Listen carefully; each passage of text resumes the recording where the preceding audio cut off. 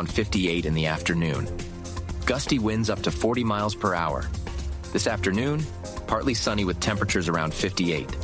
Tonight, partly cloudy with a slight chance of rain showers after 11 p.m., low around 38.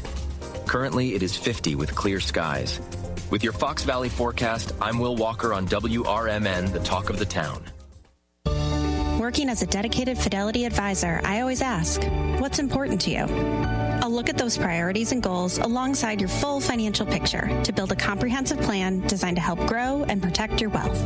With proactive portfolio insights and an eye on taxes, I'm here to help you make the most of your money. I'm Laura Maxwell, and I'm a dedicated Fidelity advisor. Learn more at fidelity.com/wealth. Investment minimums apply. Fidelity Brokerage Services, LLC, member NYSE, SIPC. Clutter happens, but junk doesn't have to weigh you down. At the Junk Luggers, we're your full-service junk removal and hauling pros, tackling everything from single-item pickups to major cleanouts. We handle the heavy lifting, and with our commitment to the green way, we rehome and recycle to keep your unwanted items out of landfills. So, whether you're clearing out the garage, downsizing, or saying goodbye to old furniture, we make the process eco-friendly and easy. Call 1-800-LUG-JUNK or visit junkluggers.com today. Let's save your space and the planet together. Looking for an affordable dentist close to home? Bender Dental Care in Elgin offers new patient specials from $29, including x-rays, a regular cleaning, and exam. Senior discounts, a no insurance discount plan, and care credit financing. Bender Dental Care is a full-service family dentist with an outstanding 5-star Google rating. To find out more, call us at 847-888-4333. Bender Dental Care, affordable dentistry, close to home.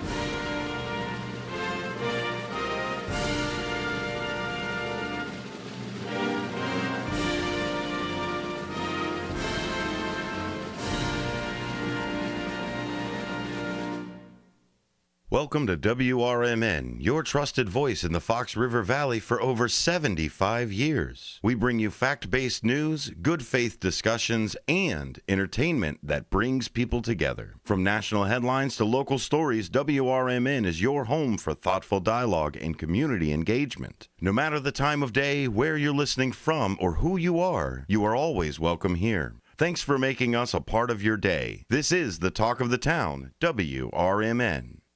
Live from the Talk of the Town, this is the WRMN Morning Show with Marky B and Susie C. One mic, one mission, zero filters. From local buzz to wild headlines, Marky's got the takes, Susie's got the comebacks, and you never know what's coming next. Buckle up, Fox River Valley. It's your morning, your show.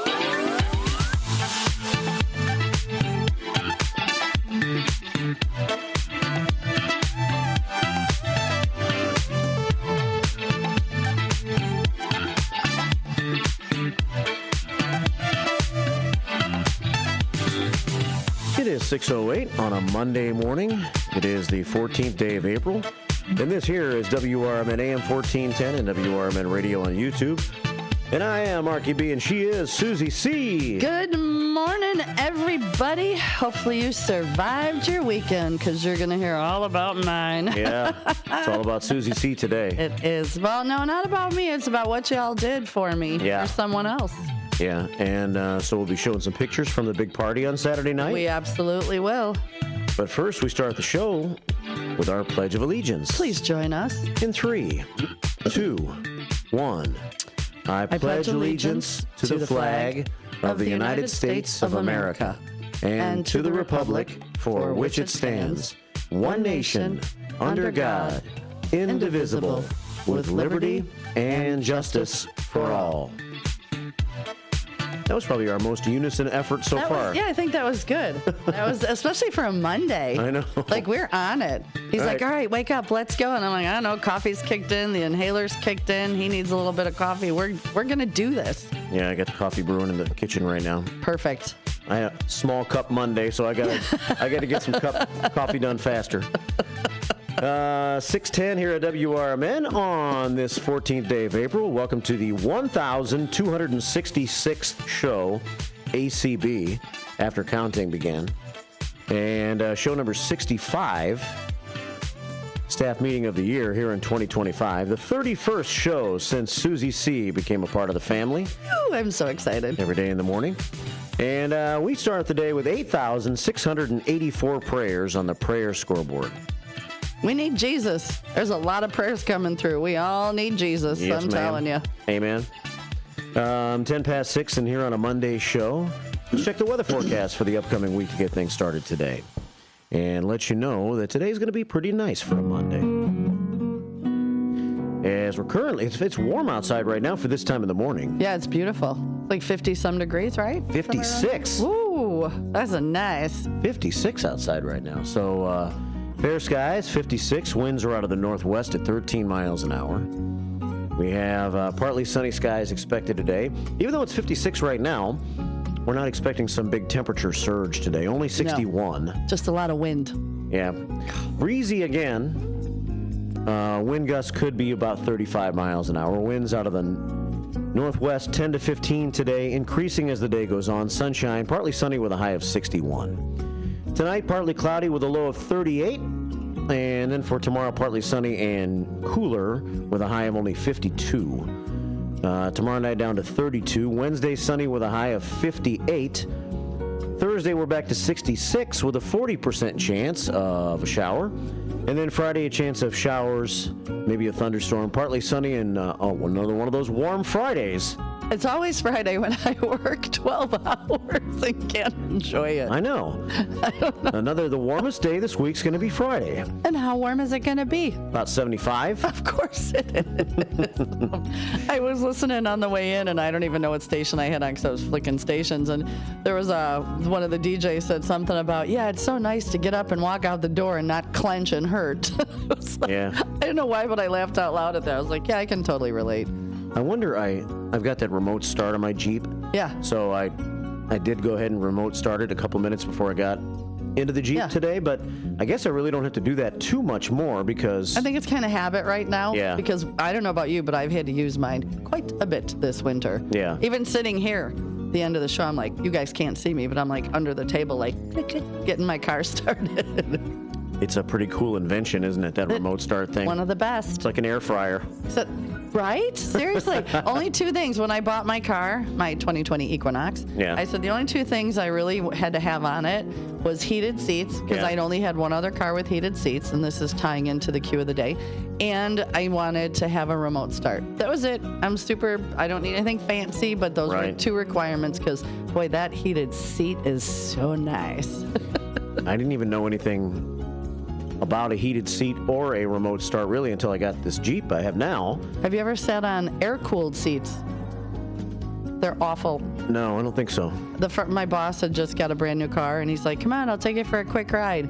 And I'm sitting there, and it kind of makes you feel like you wet your pants a little bit. Really? I'm like embarrassed. I'm like trying to figure out, like, did I really wet my pants? He goes, what are you doing? I said, I'm sorry, I don't know. I felt like I wet. He goes, no, the AC is on in the seat. So, yeah, that was a blonde moment. So we're going to talk about cars a little bit with the Susie C of the day. Yeah, I already got some great answers. Yeah? Uh-huh. It's certainly a topic everybody can relate to. Mm-hmm. Want to go ahead and ask the question? I will ask the question. So what was your first car or even your favorite car that you drove? And my first car was my dad. I took his '69 Chevy Impala. Yeah. Olive green bench seats. I think I could drive about 14 people if you filled the trunk too. I had a '68 Impala. So it was like 5 across the back, 4 across the front, and like 3 or 4 in the trunk, depending on where you were going. The trunk was huge. It was enormous. Like you could house. It was like a house, a mini house. So yeah, that car was great, and it was fast, and it was fun, and it was huge. Yeah, a boat. And gas was only like 89 cents a gallon. So you tell your friends, come on, everybody throw in some gas money. I got 50 cents, I got $1, that would get you far.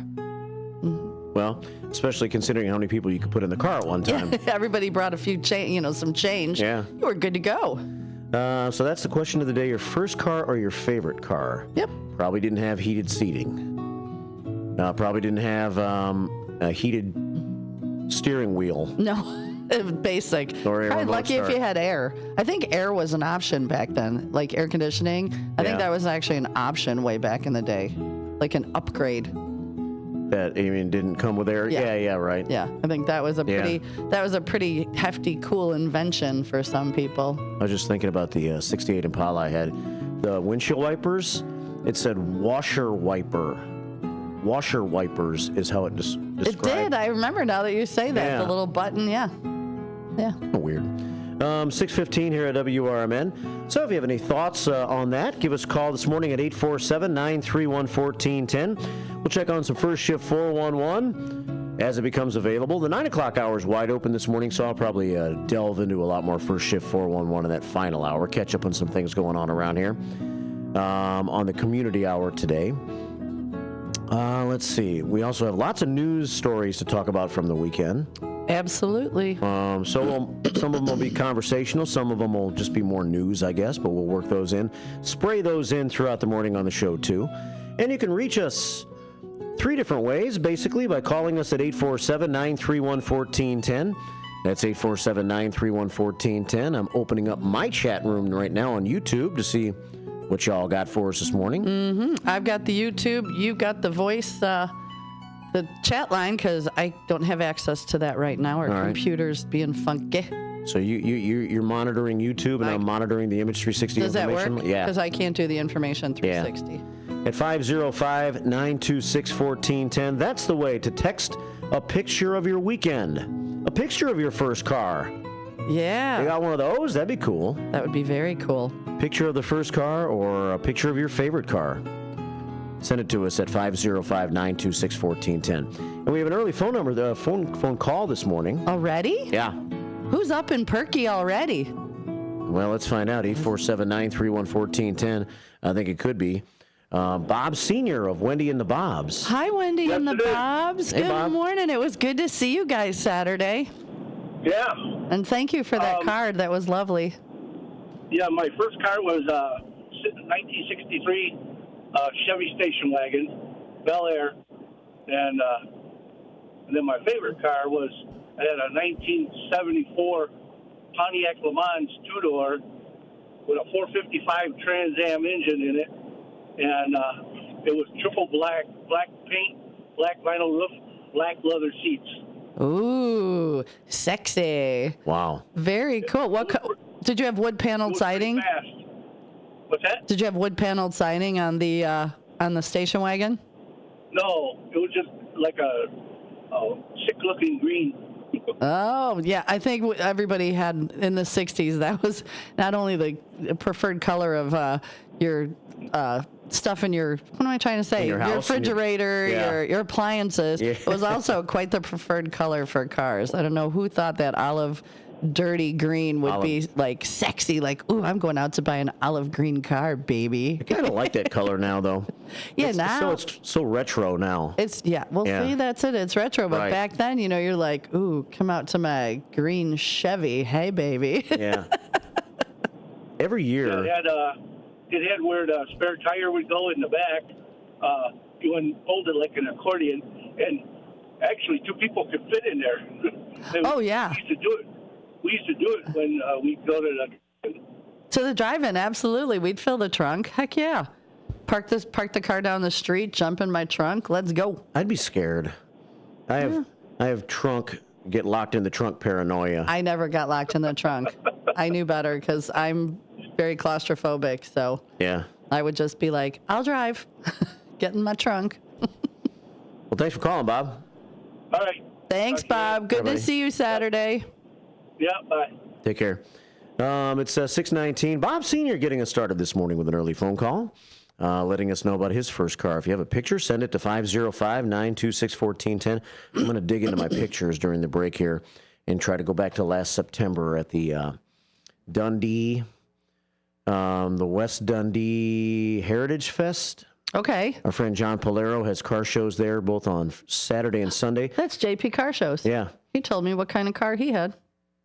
Yeah. His first one was a 1975 Chevy Vega. Nice. Maroon in color, 4-speed. And apparently him and Deb had a lot of sexy time in that car. Yeah. And they're still married today. So, wow. Yeah, there was something magical about the 75 Vega that, apparently it gave you the urge for sexy time. Yeah, and you had to be pretty snug in there, too. It wasn't a big car for the 70s. Nope. And so at the Dundee Fest, I always see this huge station wagon. It does have paneling on the sides, and it does have that olive green color, too, as a part of its whole decor. It's the only place I ever see that car, so I'm going to see if I can find that picture and send it to the Image 360. Yeah, please do. I'd love to see it. It's 6:20. We have one more phone call coming in right now, early on your WRMN morning show today, talking about your first car, your favorite car, or whatever else is on your mind. Good morning. Good morning. Welcome to the show. Good morning from Myrtle Beach, South Carolina. Myrtle Beach, yay! Trucker Dennis, what's going on, buddy? Yeah, well, we got out here Saturday late. We left Saturday morning at 5:30, and we got out here. It was probably close to midnight. We drove straight through. We weren't planning on doing that, but that's what happened. Wow, well, that's awesome. Yeah. Look at you, all retired and doing retired things. That's it. It's about 7:20 right now out here, and it's already 54 degrees, going on its way to 80 today. Oh, we got you beat right now. We're like at 50. What are we at? 56? 56. Yeah. 56, yeah. 54 right now, but yeah, it's going to be 80 today. Yeah, we won't get there. We won't get there. We're going to get to 61. Yeah. Take that. Oh, there you go. So now what do you do in Myrtle Beach? Do you do golf? Do you just going to camp in it? I'm visiting with my brother-in-law and his wife. Oh, nice. And they have actually two places up here. They have their house that they bought originally, and it's in a retirement community, a gated retirement community, and that's where I'm at right now. But when we got up here Saturday, they were at their house. They have a house over by it's called Lake Marion, and there's a bunch of small towns around there, and they live in Somerton there. They have a nice little house over there, and they're not sure if they're keeping that or not, but they got a boat over there and stuff there, and they go in the lake and everything. It's real nice over there, too. Very nice. Yeah. So anyway, my first car. Yes. Do tell. My 1963 Ford Galaxy. Now, that was in 1974. I bought my first car. I was in the military at the time over in Hawaii in Schofield Barracks. Those were huge, weren't they? Oh, my. Yeah, it was the Sheriff Andy boat Taylor car. You know what I mean? The Sheriff Andy Taylor car. Yeah, I remember those were enormous. Yeah, it was a four-door. It was white. It had, that thing had a gazillion miles because it had been passed around. I paid like $100 for it. Everybody just kept passing it on. You know, when you were leaving the island and stuff, you had to get rid of your car, and everybody was it. So I bought that, and then I drove that for a couple of months, and I had a lot of problems with it. So I got rid of it. I sold that, and I went to a dealer, and I actually bought a used 1968 Ford Mustang.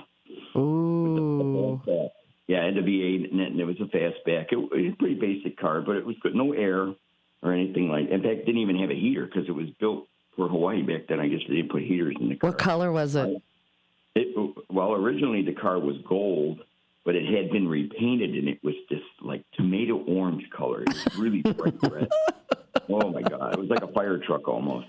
Oh, my gosh. But how cool. Yeah, it was really a nice car. So I've had a lot of favorite cars. I like the Mustang. But I've had other cars. At one time, I had a 79 Lincoln Town car, a Town Coupe, two-door. I liked that car. That was really, the last year they made them really big, the Lincoln. And I also had a 19, what did I have? An 80, I think it was an 87 87. Yeah, it was an 87 Dodge B250 conversion van. So I know where you're coming from, Marky, with that van and stuff like that. The Copper Creeper, which now has 4 hubcaps on it, by the way. All 4 at the same time? Yeah, Lorena's stepdad Bill came over Saturday. He goes, I'm putting your hubcaps on, and I'm going to bend the things back right where they won't come off. Okay, but did you put your name inside of them in case? One of the 2. Okay. He had already put one on by the time I said, hey, I want to put a label on that. It's on? Forget about it. Yep. So I got golf tomorrow in the afternoon. I got golf Thursday in the afternoon, and I got golf Saturday. Wow. Oh, good for you. Look at, you are really jumping into the retired things. Yeah. Yeah, well, when and then we'll be leaving. I think it's next Monday morning, and we're headed down to Florida, and we'll be going down to see her sister, and that's be the first time we're going down there because they moved down there about a year and a half ago, and they just had a house built, so we want to see their new house. They moved from Colorado Springs, and we've been there. Oh wow! So we want to go see their new house down in. They're just outside of Tampa. So that'll be fun to go down. Sounds like you're embracing this retired life, and I'm glad for you. No, I appreciate it. Thank you very much. But you know what? I'm not going to forget my friends and stuff like that just because I'm doing other things. So well, yeah, because we expect you in studio here sitting with us. Yeah, I can see it already. Right. He's going to forget all about us. I was hoping to do it. I was hoping to do it last week and stuff because I had texted Marky on his private line and stuff like that. And I said, what day would you like me to come? And I got kind of busy all week and stuff like that. I was working on my car and just making sure that we were not going to have any problems on the road, and we came through. It's real solid, that car and stuff like that, and it's going to have a lot of miles. I'll put about 3,000 miles, but probably by the time I'm done, we already got over 1,200 on there already. Nice. Yep. So it'll be fun. Well, anyway, I'm going to be listening to you guys and stuff like that. You guys all have a good day and a good week if I don't get back to you. Thank you, and enjoy yourself. You deserve it. And send some pictures. Yeah, send some photos. All right, I will do that. Absolutely. All right, buddy. Take care. If I don't do anything with them, Mark, if I don't do anything with the pictures, I don't know how good I'm going to be with that information line. I'll send them to your private. Okay. And stuff like that. Good enough. Then I can forward them to the information line from there. That works. Absolutely. Yeah. Very good, guys. Have a great day. Thank you. Bye now. Bye-bye. All right, Trucker Dennis on the road. Embracing that retired life. Yeah. Well, and thanks for that call because it was also timely in that it gave me enough time to find the station wagon. Oh, you did? Yeah. Okay, good. I saw you working feverishly on your phone. I know. Couldn't tell if you were scheduling like a doctor's appointment. I have a dentist appointment today. Oh, very nice. Have you been flossing? It's already been scheduled. Have you been flossing? Are you one of those like me that like only flosses like the week before? Like you forget. You floss occasionally most of the time, and then all of a sudden it's like, you're getting to the dentist and you feverishly start flossing every day prior. And then you brush your teeth right before you go to make him think you have Mr. Clean Mouth. 627 here at WRMN. So here's this car. I guess it doesn't have green in it. Oh. But there it is. That is gorgeous. Look at that thing. That is amazing. If you're on YouTube right now, WRMN Radio on YouTube, it's a ginormous station wagon with the paneling on the side. Yeah, it's like a bright blue, like a robin's egg blue, and it is long. It's like a half a city block long, I swear. That's awesome. So that was at the Dundee Heritage Fest last September. She pretty. And I also found some pictures. I went to that Suds and Fun in Hampshire. Yeah, the car show they have out there every year. Mm-hmm. So I'll show you a few pictures because we're talking about classic cars a little bit now because chances are there's a decent chance that you owned a classic car as your first car. Yeah, more than likely because we're classic. That's right. That's one way of putting it. Yeah. 628 here at WRMN, AM 1410 and WRMN Radio on YouTube. It's 847-931-1410 if you want to join the show today. And let's see. On this day in music history, Loretta Lynn was born. Aww. Loretta Lynn was born. She would be 93 years old. She almost made it. Loretta Lynn, born in 1932. I think she passed away just a couple of years ago in 2022. Mm-hmm. So we'll take you into the bottom of the hour news break at 6:30 with a little Loretta Lynn. Fist City on WRMN. You've been making your brags around town that you've been loving my man. But the man I love, when he picks up trash, he puts it in a garbage can. And that's what you look like to me. And what I see is a pity. You better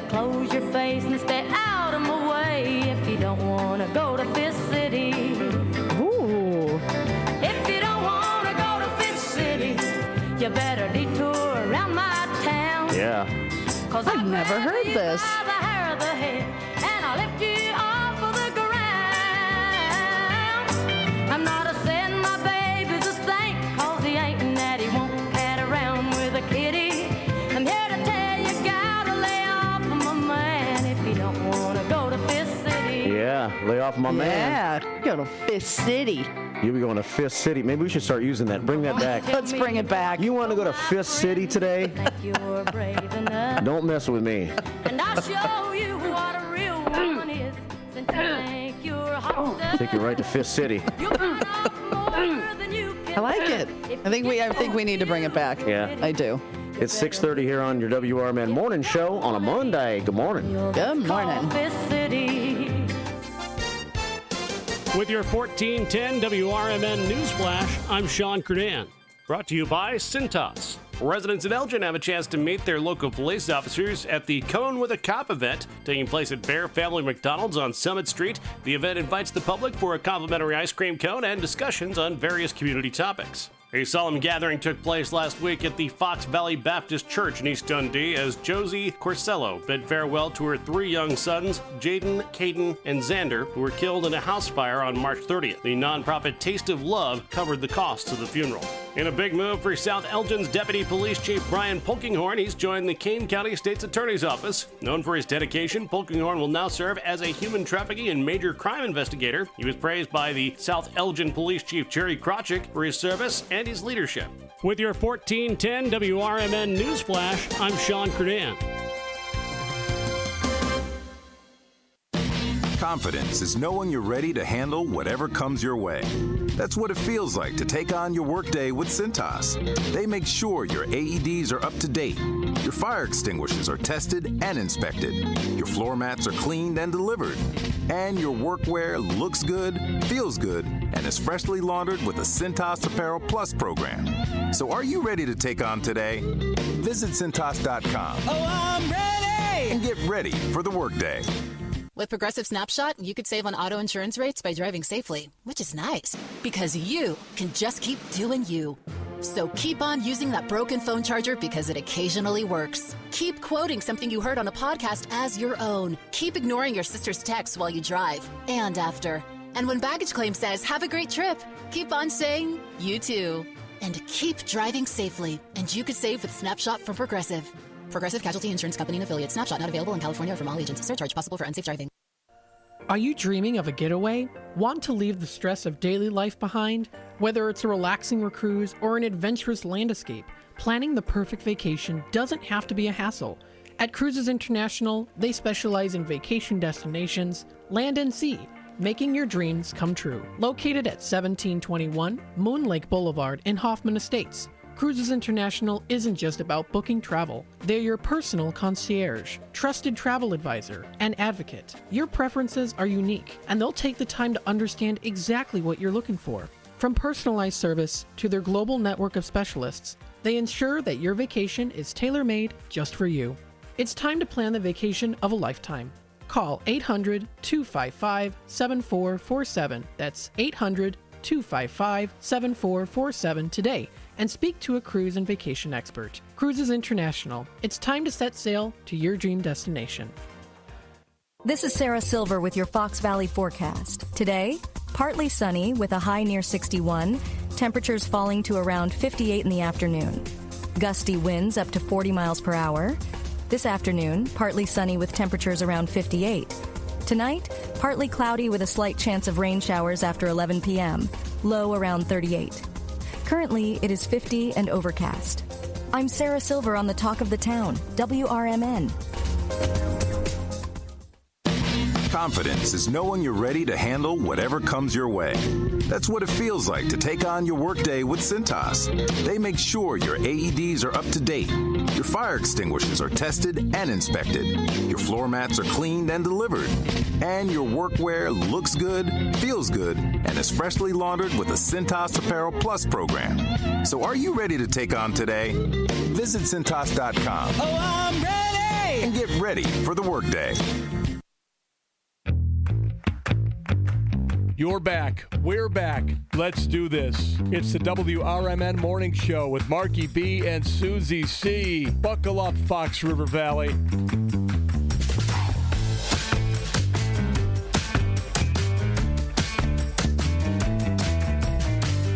What's that dance called?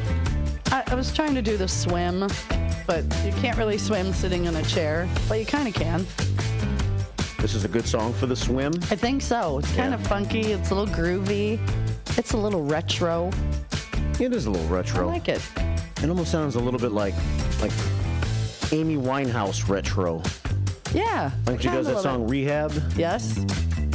6:34 here at WRMN. I apologize for the close-up this morning. You know what's crazy? What? It's 6:35 and Action Alley is all lit up. Like the sun is starting to peek through the clouds. Yeah. This is exciting. First thing in the morning. It's kind of nice. Yeah, when we leave in the dark. You know, head here in the dark. There will be, like I said the other day, there will be a time, just briefly, right around the longest day of the year, I guess late June, where actually, when we leave to come in, it'll be kind of light already. And it'll be the only time of the year that happens. What time do you leave to get here? I leave about between 5:15 and 5:20. You do? Because I want to be here early. Yeah. Mm-hmm. What time do you leave? I've gotten actually better here lately since you've been on board. Oh, well, thanks. Yeah, I get so I've been leaving between like 5:10 and 5:15. And how far do you live? Like 4 miles. Oh, okay. I get here in about 10, 15 minutes. Okay. Yeah. Unless you're driving the Copper Creeper. Goes a little slower. Then I got to go slower. Scare everybody a little bit on the way in. If they happen to be looking out their window. What's that van doing coming down the road at 5 o'clock in the morning? Wait, that's Marky B and the Copper Creeper. Yeah. 6:35 here at WRMN on a Monday morning. Oh, it's time? Yeah, it's time. We got to Yeah, go. because last week we kind of got late. This is the way to start the morning. So we're going to feel zen this early? Yes, ma'am. All right. You know what you got to do. Breathe in. Deep breath in and let it out. And now you're ready for the heavenly haiku. It is time for the heavenly haiku. And today we're going to do it while you look at this station wagon. Yeah, South Elgin Santa. Be ready. Yeah. Let's see. The haiku using our word of the day from Blackhawks Brad today. Malleable. Malleable. Let's see what that means. That means something that is capable of being stretched or bent into different shapes, or capable of being easily changed or influenced. Let's win this day, says Blackhawks Brad. BHB, let's win this day.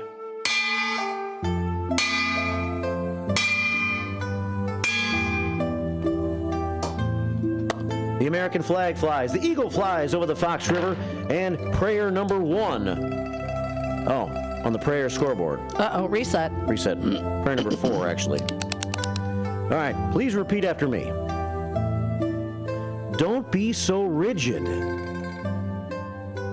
Malleable attitudes can help you fit in. Don't be so rigid. Malleable attitudes can help you fit in. That was good. A little flexibility of attitude? Yeah. I think everybody needs a flexibility of attitude, especially lately. Yeah. I mean, yeah. Be a little more accepting, open-minded, things of that nature. Malleable from Blackhawks Brad. I like it. 6:38 here at WRMN AM 1410 and WRMN Radio on YouTube. We have so many YouTubers checking in. That's awesome. Hey, let's see. Jubilant Julia checks in on the Image 360 information line. Mm-hmm. She says, it's been an adventurous trip for sure. Finally found my ice cream sundae at the local hospital's food court, of all places. Yeah. She's still over yonder, right? She's in Taiwan. Yeah. There's the picture of the ice cream sundae that Jubilant Julia found as a bird flies into the window. Into the window. Hell, yeah. Good morning, sir. Pretty clean glass, I guess. Yeah. Birds can't see that good. That looks delightful. Yeah. And the other picture she sent is of some sort of a classroom, it looks like. I'm not quite sure. Let's see. over there in Taiwan. Oh, that's the food court. Oh, I say the food court That's at the hospital. Court. The food court at the very nice. hospital. She had to search long and hard to find that ice cream sundae. They're not as hard to find in the United States of I America. wonder if she walked around and just asked people, where do I find ice cream? And they're all just going, yeah, go to the hospital. And they're all probably laughing. Go to the hospital. I'm sure there was probably some gourmet ice cream shop somewhere, and they sent her to the hospital. She had to fake an injury to get in, to get an ice cream cone. 6:39 here at WRMN AM 1410 and WRMN Radio on YouTube. Big Boss Man checks in this morning. He did. Can I do the next one? Yeah. Can I? Sure. Hector Soto checks in. He says, good morning, Mark, Susie C., and the first shifters from Hector, Nene Rose, Jeremiah, and Uncle Boom Boom in the house. In the house. Did I do good? Yeah. Raising the roof? We did. We raised the roof. Ooh, the lips are not puckering well. Oh, you're not hydrated. We got to get more pop on those lips. 6:40 here at WRMN AM 1410 and WRMN Radio on YouTube. And the Construction Man checks in on Tulo. He says, good morning, Mark, Susie C., and the first shifters from the Construction Man, which leads me into a thought, Susie C. Uh-oh. We're going to think. We're going to have some construction men's up in here, aren't we, in a little while? We're going to have some construction men's up in here. Yes, David Bermuda is my friend, and AAA Roofing and Contractors will be in to tell you all about their business, all about the services they offer, and maybe more. So it's, you know what, I think we're going to maybe we should call this like Small Business Spotlight. Wow. A Monday morning Small Business Spotlight. Does that sound good? Yeah, it's not bad. Because we want to push, not necessarily he's a small business, but something that isn't a big corporation. We want to start featuring some of us little guys. That's right. So yeah, so I think that would be a lovely name. Let me know what you think. Keeping it real with the real people. Yeah, the real on this people. show. So yeah, they'll be in about 8:35. And they will let you know all they offer. And I heard there might be a special deal if you listen to us. So we'll find out when they get here. Wow. Well, congratulations on an amazing party on Saturday night. Oh, my God. It was incredible. And so many people came. And all you guys did look at that, those two handsome guys. Even Aaron Kelly's in the back. So if you didn't listen last week or for the last how many weeks, every year on my birthday, I do a huge tip donation giveaway extravaganza at the bar. And I have guest bartenders all night long. Matt McNeil came on, Mike Reed, Mary Kay Welson, Guy Zambetti, and so many more. And we donate all the tips to a certain cause. This year, it was a young lady in Hampshire who needs a new service dog. Her name is Megan, and her seizure dog is about to retire. He's 10. And her dog has saved her life multiple times because he sleeps with her and then alerts. So we decided I decided that we were going to do that. And out of the generosity of so many people, we raised $4,000. $4,000. $4,000. I'm going to cry talking about it, so just be ready. But Wow. I had an anonymous friend that dropped $500 tip. We had $100 tips. We had $200 tips. Like, people were so supportive. Megan was there for a little while, but she is autistic, and it got to be a little overwhelming. So she went home, understandably. I talked to her mom yesterday and told her what we raised. And, yeah, she was pretty blown away. But, it was leaving Scarlett. The energy was off the chain. I think they were even feeling it. Oh, look. There's Susie C. in the front. If you're watching on YouTube at WRMN Radio on YouTube, another way to kind of view what we're talking about sometimes is we can show pictures to you.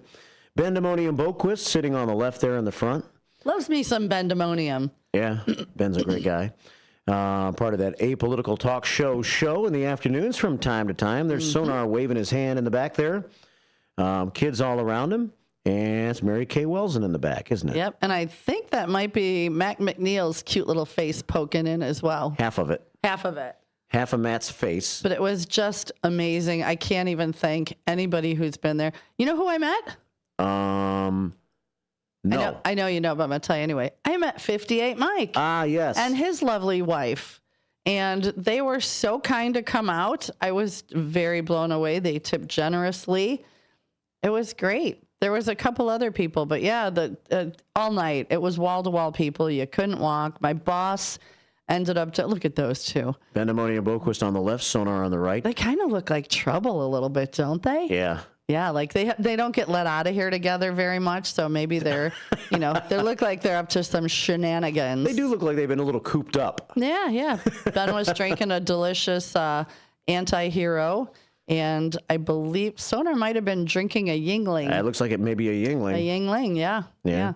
Matt McNeil enjoyed his Bacardi or Malibu and Coke. He was switching a little bit. Yeah. Yep. Even Dino had a couple of Scotch and water with a lemon. Everybody was safe, though. Nobody got stupid. And where'd the pizza come from? So we carry Champion Pizza, which is made at a local company. And, so we were cooking up pizzas left and right. Yeah. Well, that's great. I'm glad it worked out so well. And everybody had a good time. And Leaving Scarlet was amazing. And I was listening to Dino's show Friday afternoon. Yeah. And I listened to them. They were on almost the whole show. They were great. And in here, it's hard to tell. I mean, they sounded great in here, but this is just a small space. But get them out where they can just go to town. Oh, my goodness. They were. And again, I think everybody was just feeling the love, the generosity more than normal. And it just, I'm blown away at the whole evening. So if anybody was there and have any good stories, feel free to call and let us know, because it truly, not about me, it was all about what you guys did. So thank you. Thank you. Send some more. We'll show some more pictures as we get a chance to during the course of the morning today. 6:45 here at WRMN. There's the Susie Q of the day. Right there. What was your first or favorite car that you've owned? And send us a picture if you happen to have one handy. My friend Eddie Saunders said he had a 63 Chevy Biscayne. Yeah. That he bought when he was working at a car dealership. I believe he said like a Porter or something. But it had no wood paneling. It was just plain white. Chevy Biscayne. I wonder what... I took a couple of pictures. I took a lot of pictures, but I found a couple of pictures as I was sifting through my phone. Oh. When you were talking to Trucker Dennis. Yeah. From the Hampshire Suds and Fun day that they have in August. I guess it's August the 18th last year. That's a great car show. It's huge. Oh, it's unbelievably huge. Yeah. And here's one of the big, long cars. When you said Chevy Biscayne, it made me think of this car. I don't know what that car is. I don't know either, but I love the fins on the back. She pretty. She's a big black Batmobile. Yes, absolutely. And what is that behind it? Is that a Pinto? The orange car behind it? Can you see it? Yeah, I see that.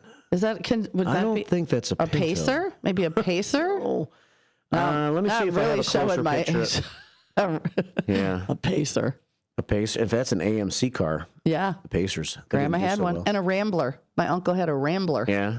Here's another picture of a big, long car from that festival. Oh, that's so pretty. It's a big, giant white car with a red pinstripe. If you're listening on the YouTube, or you're not listening on the YouTube, I'm trying to describe. There's grass and a big white car and a lady standing next to it. Yeah. By a tree. That's Lorena, I do believe. And hello, Lorena. Yeah. And the grass looks great. The trees look great.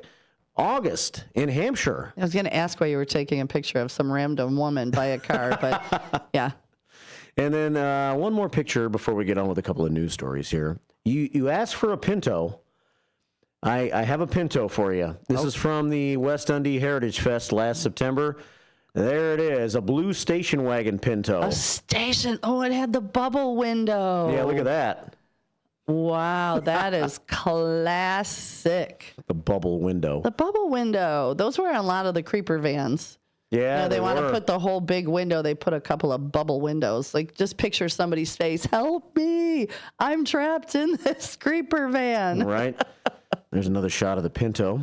And let's see, I have one more shot of the Pinto from behind. A shot from behind. Look at the shag in that baby. Oh, baby, there you go. That's a shaggin' wagon. Even says it on the license plate. Oh, it does. I didn't even see that. Okay, it sure does. There is the shaggin' wagon. And there's the bubble window. And nobody could see in unless they walked up to your bubble window. So that was like the perfect shaggin' wagon. Yeah. If I would have ever shagged in a wagon, right, I would know.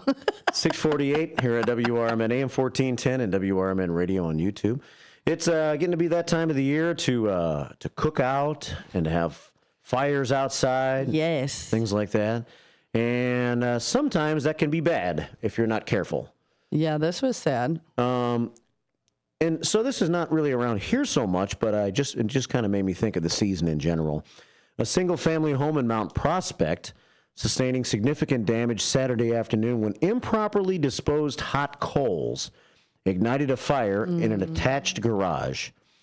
Mount Prospect firefighters responded to South Tower Drive 149 in the afternoon, Saturday, after receiving reports of a structure fire. While on their way, firefighters saw a thick plume, I like that word. Plume. A plume of smoke rising from the location, prompting them to upgrade the alarm. Firefighters arrived within 5 minutes. The garage of the split-level home was engulfed in heavy smoke and flames, damage estimated at about $50,000. Fire investigators determined the cause to be improper disposal of hot coals from a contained outdoor fire, according to the fire department. Made me think of Saturday in our backyard a little bit. Because we have a whole bunch of like brush from some bushes that were cut down behind our shed. And we started trying to burn some of that stuff off on Saturday. And then I had made some dinner on the grill. And I got that little grill that you've seen. That's the perfect size grill. Right. But I put it on the picnic table. Yeah. Well, one of the coals got loose, apparently. I didn't see it. Popped?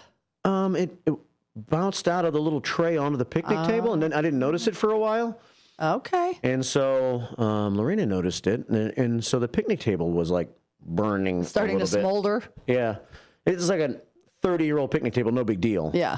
But just an idea. You got to keep an eye on that stuff. Well, and here's the thing, I'm not going to judge or anything, but did they dump them into a garbage can? Like, listen. Yeah, that's not good. Okay, my friend Eddie Saunders will be proud of this because he's a fireman. So if you cook with coals, leave your coals in said grill or whatever you were burning them in for 24 hours. They got to be burnt out by then. Right. Still double check, triple check. But I'm saying if you just leave them in overnight, by the next day, they're more than likely going to be burnt out and then dispose of them. Yeah. I'm just saying. I know. Yeah, don't dump the hot coals in your dumpster. Do not. Or you'll suddenly see smoke coming out of your dumpster. Plumes of smoke. Plumes of smoke. Yeah. 6:51 on your WRMN morning show on a Monday, April the 14th. Good morning. Good morning. Do you own an annuity, either fixed rate, indexed, or variable? Are you paying high fees and getting low returns? If so, Annuity General would like you to have this free book to learn the pitfalls and mistakes of buying an annuity. The Annuity Do's and Don'ts for Baby Boomers contains the little-known truths about annuities, like how to help reduce your fees and increase retirement income. And it's free. That's right, free. As a bonus, we'll also throw in a free annuity rate report just for calling. We researched over 1,000 annuities and summarized rates and benefits from financially strong insurers. You get Annuity Do's and Don'ts for Baby Boomers and the Annuity Rate Report, both absolutely free for calling Annuity General today. Hurry, supplies are limited. Call now. 800-760-1845. 800-760-1845. 800-760-1845. That's 800-760-1845. Businesses come in all shapes and sizes. Integrity doesn't. For more than a century, the Better Business Bureau has set the standards for how businesses should operate honestly and ethically. So when you're looking for a business you can trust, check to see who's BBB accredited and who isn't. Always choose the Better Business. Look for the BBB seal because it's looking out for you. That's why it's the sign of a better business. And find a better business anytime at bbb.org. What's the best way to get rid of a timeshare that you don't want? Call the Timeshare Exit Hotline. We're a group of attorneys that help customers legally exit their timeshares. It's an easy process. We guarantee results or you pay nothing. Exit your timeshare today. Call now. 800-890-5957. 800-890-5957. That's 800-890-5957. As the 2025 tax season unfolds, the Better Business Bureau is warning the public about the various schemes that con artists will employ in the coming weeks to steal your money, personal identity information, and peace of mind. According to the Internal Revenue Service, taxpayers lost $5.5 billion due to tax scams and fraud in 2023. This year, the tax filing deadline is the traditional April 15th. So here are some important tax time tips. Check out businesses before you hire them. The best way to avoid tax ID theft is to file your taxes as early as possible. Check out websites carefully and make sure you access the actual IRS website when filing your taxes electronically. Be wary of tax preparer offering fast refunds or large returns. If you get a written notice from the IRS about a duplicate tax return or any notice that additional taxes are owed, contact the IRS immediately. Don't give out your social security number unless you are 100% sure you are dealing with someone you trust. A message from the Better Business Bureau and your friends here at WRMN. Visit their website at bbb.org.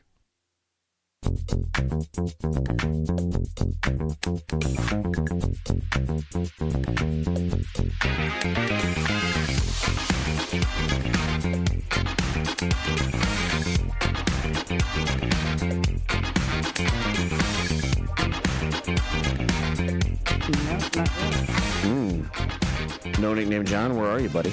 Are you sleeping in? How can we do the bad joke of the day if you're sleeping in? This is your one job you have. One. You had one job. One job. Come up with a really bad joke of the day. And you're done for the day. But he is not in on YouTube so far this morning, so our really bad joke of the day is on hold. Unless you want to contribute one yourself, then maybe we can have we are being malleable. Yes, we are. We are being malleable. We're adjusting.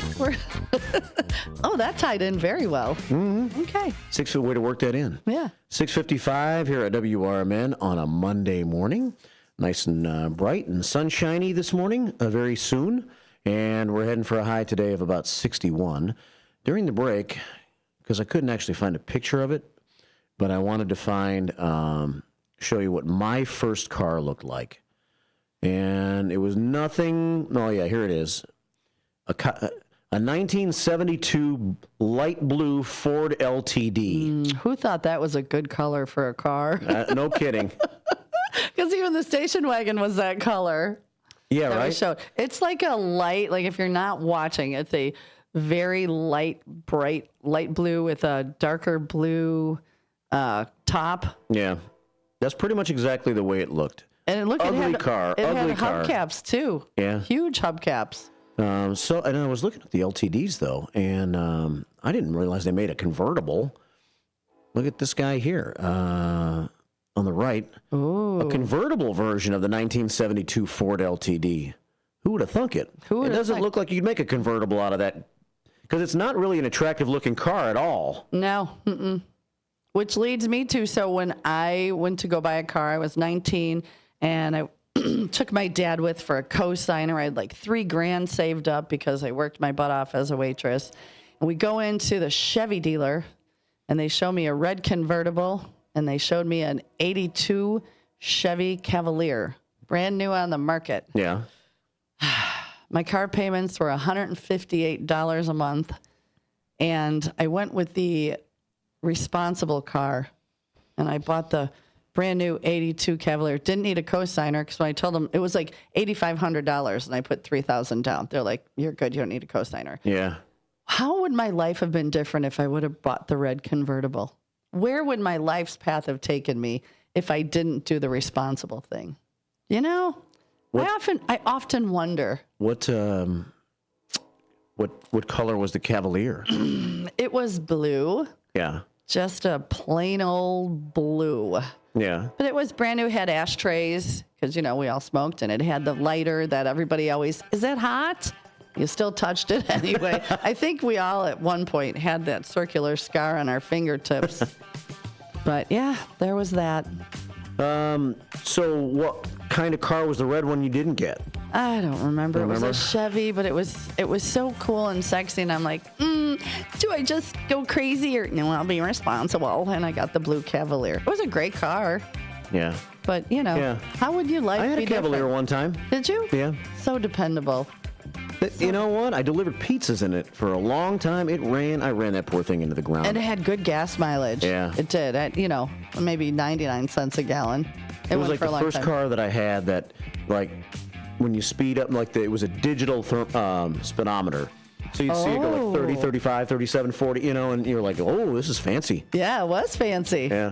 6:59. Top of the hour news and more of the WRMN Morning Show on the way. Morning. Are you suffering with anxiety, depression, PTSD, an eating disorder, or even a substance abuse problem? If it's causing problems at work or with your family, get help now at Insight Mental Health and Wellness. We can help and treat all types of depression and mental issues. We'll help you use your insurance to get away from it all to a beautiful, sunny, and tranquil vacation-like environment so you can recharge yourself. And with the Family Medical Leave Act, you could take the time off you need from work. Plus, with the Affordable Care Act, your treatment could be 100% covered if you're suffering from any kind of anxiety, depression, PTSD, eating disorder, or even a substance abuse problem. Use your insurance and get away from it all. Come to sunny California. Call Insight Mental Health and Wellness now. 800-419-0287. 800-419-0287. 800-419-0287. That's 800-419-0287. Your hometown radio station since 1949. We are WRMN AM 1410, Elgin time, 7 o'clock. With your 1410 WRMN News Flash, I'm Sean Kernan.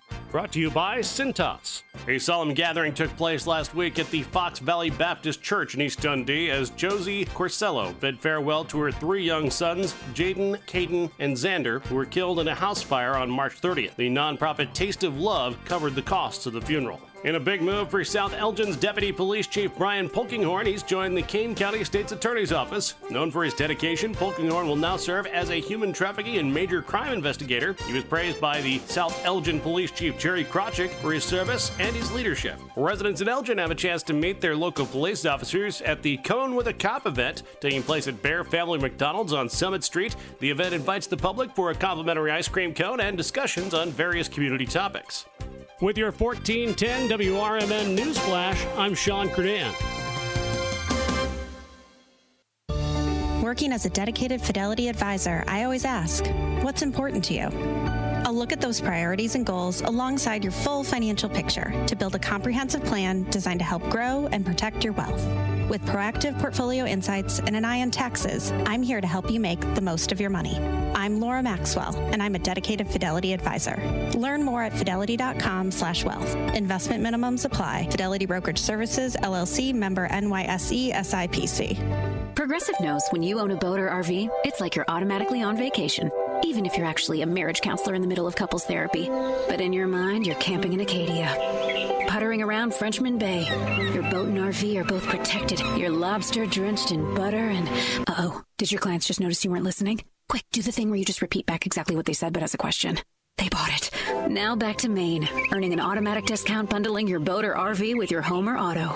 Progressive Casualty Insurance Company affiliates and other insurers. Not available in all states or situations. Progressive presents the Sports Flash on News Talk Radio 1410 WRMN. NBA tonight, the Bulls host the Wizards at United Center. Chicago still trying to lock in 9th in the Eastern Conference. NHL last night, the Blackhawks beat the Bruins 5-2. Off day for the Cubs on Thursday. They start a series in Los Angeles against the Dodgers tonight. Yoshi Yamamoto starts for LA, who are 6-0 at home. The Cubs are 5-2 on the road this season. Matthew Boyd gets the nod. The Guardians beat the White Sox 6-1 on Thursday. Stephen Kwan had a homer and 3 singles and drove in 4 runs, helping the Guardians complete a 3-game sweep. Gavin Williams allowed a run on 3 hits and 2 walks with 7 strikeouts over 5 innings. Chicago starter Jonathan Canning got tagged for 6 earned runs on 7 hits over 5 1/3. He struck out 6 and walked 3. The White Sox open a series at home tonight against Boston. Save big when you bundle auto and home, renters, or condo with Progressive. I'm Chuck Sanders on News Talk Radio 1410 WRMN.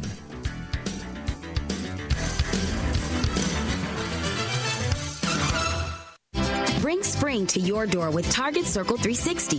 Get all you need for Easter hosting, spring get-togethers, and more with unlimited same-day delivery through Target Circle 360. From Easter basket goodies to fresh florals, getting everything the same day is easy. Open the Target app and bring the magic of the season to your door with unlimited same-day delivery through Target Circle 360. Visit target.com/circle or the Target app for more details. Subscription required. Same-day delivery is subject to terms. Applies to orders over $35. One of life's greatest mysteries has finally been solved. Who let the dogs out? Spruce, spruce, spruce. It's Spruce, the new hard-working, worry-free weed and grass killer that's safe for use around people and pets.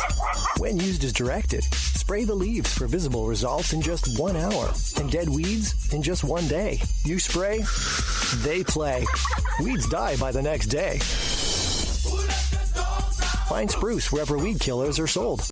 This is Sarah Silver with your Fox Valley forecast. Today, partly sunny with a high near 61, temperatures falling to around 58 in the afternoon.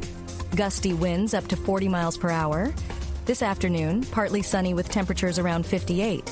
Tonight, partly cloudy with a slight chance of rain showers after 11 p.m., low around 38. Currently, it is 50 and overcast. I'm Sarah Silver on the Talk of the Town, WRMN. Confidence is knowing you're ready to handle whatever comes your way. That's what it feels like to take on your workday with Cintas. They make sure your AEDs are up to date, your fire extinguishers are tested and inspected, your floor mats are cleaned and delivered, and your workwear looks good, feels good, and is freshly laundered with the Cintas Apparel Plus program. So are you ready to take on today? Visit Cintas.com. Oh, I'm ready! And get ready for the workday. Chicago defense attorney Mark Schieblo has co-authored the book titled DUI Jury Trial, which is a true story of a DUI case that he defended. The accused was an Illinois truck driver arrested for driving under the influence of alcohol. This book contains facts about the case from the date of the arrest up to the jury's verdict, and this nonfiction novel also includes the transcripts from the jury trial itself. The book DUI Jury Trial is now available on Amazon.com and BarnesandNoble.com. Theriault Booth, a leading local law firm, is located on the beautiful Fox River in downtown St. Charles. Here's Ryan Theriault. For better or worse, there are just times people need a lawyer. Whether you are involved in a work injury, in an automobile crash, selling a home, or even planning for your estate after your passing, we're here. We're local. We're part of the community. For more information, visit them on the web at tbfirm.com or give them a call at 630-526-4242. And we're back. It's the WRMN Morning Show with Marky B and Susie C, where the coffee is strong and the opinions are stronger.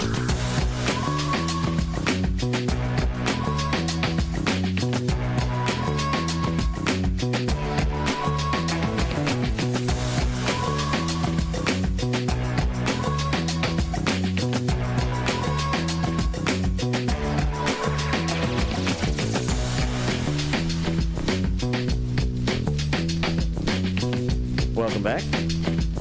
Monday morning here at WRMN AM 1410, WRMN Radio on YouTube.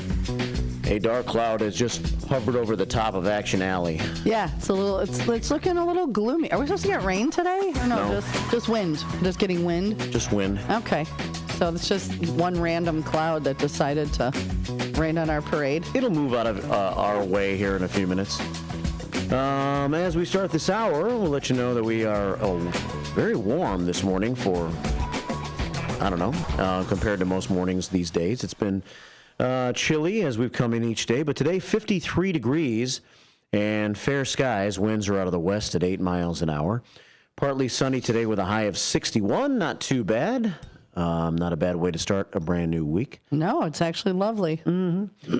Maybe a quickie shower tonight, partly cloudy with a low of 38. Tomorrow, partly sunny, only 52 for tomorrow's high. 58 and sunshine on Wednesday. Thursday, a 40% chance of an afternoon shower, otherwise partly sunny, high of 66. And then Friday is, once again, the great warm day. You can count on Fridays being the best day of the week because I work 12 hours that day. Yeah. So I just look out the window like, it's so pretty out there. Can you walk outside every once in a while? Oh, yeah, I do, but it's not the same as going, I'm just going to go start a fire and read a book or, sit out in the sun. Right. Yeah, I'm inside pouring cocktails. A chance of showers on Friday, then showers and possibly a thunderstorm. But we'll have some sunshine on Friday, too. A high of about 75 degrees on Friday. Beautiful. Lower 60s this upcoming weekend. So temperature's starting to steady out a little bit. And not much rain in the forecast for this week either. So I think we're going to start to see that grass get green. And Did you have to mow this weekend? I did. Oh, you talked about it. I cut the grass on Saturday afternoon, just the front yard. Okay. That's all that needs it. The front yard seems to grow back faster than the backyard. So I wonder if it's a different type of grass. I think it is. Okay. Yeah. So did that on Saturday, and Big Boss Man said he cut his grass this weekend too. Oh, wow. It was a great weekend to be outside Saturday, especially because of the sunshine. Mm-hmm. Temperature was a little warmer yesterday than it was Saturday, but it felt cooler. Yeah, it was so windy yesterday. It really was. For a while, it was just ridiculous. I kept trying to go and do stuff outside. My hair's everywhere. I'm like, I can't see. This is dumb. But 7:09 here at WRMN. Baseball, the White Sox won 2 out of 3 this weekend. Yeah, look at them go. How about that? They took 2 out of 3 from Boston over the weekend on the south side of Chicago. And the Cubs won 2 out of 3 in Los Angeles against the Dodgers. That's a tough team. World champions. Wow. World champions. Way to go, Cubbies. Yeah. Where are they playing today? The Cubs are playing San Diego tonight. Oh, they're back with the UPS men. Yeah, this time on the West Coast. The schedule does not get any easier for the Cubs. I mean, it's been one tough team after another, but they are playing well against those tough teams. And that's good. Get the hard stuff out of the way first. They're 11-7. At the start of the week, they're in first place after winning 2 out of 3. And the Saturday night game over the Dodgers was 16-0. Of course, the Dodgers had a pitcher who was not really a pitcher pitching late in the game to save on bodies. But Cubs win 2 out of 3. But our boy Justin Steele, at the bad news from the weekend. Yeah, I saw that this morning. Justin Steele, one of the top starting pitchers for the Cubs. I'd say the top, maybe the top. That could be argued a little bit, but. But he is out for the season. Second straight year, he's kind of had like an elbow issue. And last year, he came back from it. This year, they decided to shut him down. I think he's going to undergo some sort of a surgery. Yeah, that's what I talked about this morning, saying he needed surgery. So that's awful. That'll be bad. This is a chance to be a really good Cubs team. Steele could have made a big difference. So now they're going to have to replace him in the starting rotation. 10:07 here at WRMN. Our starting rotation includes first shifters and first shift responders, and we get a bunch of those every day, thankfully. So many, you guys. Thank you so much for being on with us. So many comments. Yeah? Mm-hmm. You got some YouTube comments about first cars and stuff? I do. I have lots. Okay. So I've got, let's see, Pat, Trusty Pat, he had a 1960 Corvair was his first car. Drove his dad's 64 Chevy pickup with a 3 on the tree. And then he got a 1970 Ford Maverick in May of 1969, and his favorite was a red Firebird Formula 400. Wow. Just throwing this in there, Mark Ellis is listening to us at 35,000 feet in the air headed to Miami. Mark Ellis listening in from way up in the sky. Way up in the sky. And then DIY Dad and Son, Northwest West, he had an 86 Chevy Celebrity was his first car. His favorite was his Z28, but he does love his van. It's the most comfortable vehicle he's ever owned. Mm-hmm. Yeah. People like vans. They do. From new vans to copper creepers. Linda Carter says, good morning, first shifters. Welcome back. Monday, have a blessed day and keep the faith. What else we got? Oh, Trucker Dan, first shifters. Greeting from Myrtle Beach. We talked to him for a bit. Yeah. He had a 63 Ford Galaxy, and his favorites were his 79 Lincoln Town Car Coupe and an 87 Dodge B250 conversion van. Wow. See? Yeah. Look at that. 7:12 here at WRMN AM 1410 and WRMN Radio on YouTube. We'll keep the comments coming on YouTube on the Image 360 information line. And we will get those comments on. And send a picture if you want to. Mm-hmm. Send a picture of that old car, that first car, or anything you did over the weekend. I took a couple of food pics I'll show in a bit. I know you can't wait to see my food pics. I love food pics.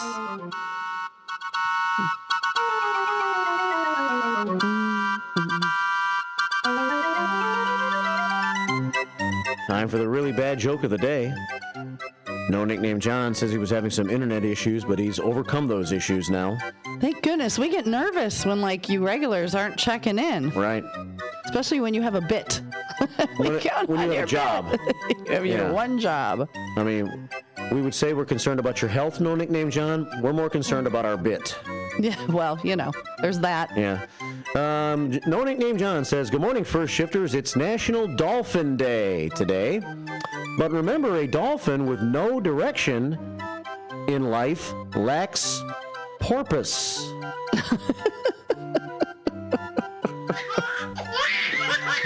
Okay, I like that one. You do? I do. A dolphin with no direction in life lacks porpoise. All right, the committee, South Elgin Santa, where are you? We've done the haiku. Quiet. Yeah. We didn't even rate the haiku. What's that? We didn't even rate the haiku. We're waiting for South Elgin. Yeah. How you feeling about the joke? 7 or 8. I was going to go 7. I like that 7? one. Yeah, 7. Okay, I'll give it a solid 7 also. No Nickname John sends 10 prayers to the prayer scoreboard. We have Zepearl checking in. That's my buddy. Is it? Yeah, that's Vance. 1977 Oldsmobile Cutlass was his first car. That had to be enormous as well. Yeah. All those cars from the 70s were big gas guzzlers. Did they even have compact cars in the 70s? I guess they called the Vega. Oh, my mom had one of those, the flying yellow egg yolk, we called it. Yeah. Yeah. The Vega and maybe the Pinto was a compact car. So the Vega, they didn't do anything for rust proofing back then because it was a pretty expensive option. And I remember my mom's car just like peeling apart. Like it rusted so fast and just chunks would fall off. Great. There goes the quarter panel. It's gone. Chunks of the car would fall off. Yeah. That's back in the day when it snowed a lot and there was lots of salt on the street all the time. All the time. And your cars couldn't handle it. 7:15 here at WRMN AM 1410 and WRMN Radio on YouTube on a Monday morning. Well, crazy afternoon here on Friday here on the radio station. Sure was. We had Dino's Night Out, which featured Leaving Scarlet. It did. Number of songs and a good long interview and a good time. Had such good people. Between 2 and 4 on Friday. Before that, we carried a press conference. And it was over at the sheriff's office. 3 Kane County Sheriff's deputies who shot a man to death have been cleared of criminal wrongdoing. Kane County State's Attorney Jamie Mosser announced Friday, after an investigation, she has determined no charges should be filed against them for the death of a 38-year-old man, James Moriarty of Aurora. He was killed about 3 o'clock in the afternoon, May 24th, 2023. He was suspected of a carjacking just before 2 o'clock that same day at an oil change business on Orchard Road south of I-88 in Aurora. Deputies learned the description of the stolen vehicle and the suspected offender and that he had a handgun. A license plate reader discovered the vehicle at Route 25 in Stearns here in South Elgin, not too far from here. No, not at all. At about 2:30, and a deputy found it at Randall and Geor Avenue soon after. 2 other deputies joined the chase through South Elgin, St. Charles, and Geneva. One of them was Sergeant Michael Widlars. He tried 3 times to stop the car by deliberately striking it in what's called a precision immobilization technique. The pit maneuver. I love a good pit maneuver. So you try to shove the car off to the side? Yeah, well, you get behind them. Not that I've done it, but I've seen it a million times. Yeah. So you get behind them and you rear end, but you don't rear end them full on. You pick way to one side or the other, and it makes the car spin out. It's really cool when it's done right. It's really cool. Yeah. You got to be careful when you do that on Randall Road. Yeah. That's the problem with Randall Road. You can't really have too much of a high-speed chase on Randall Road without putting a lot of people in danger. Listen, you can't get down Randall Road doing more than 35 during rush hour, so that's definitely not a high-speed chase. Right.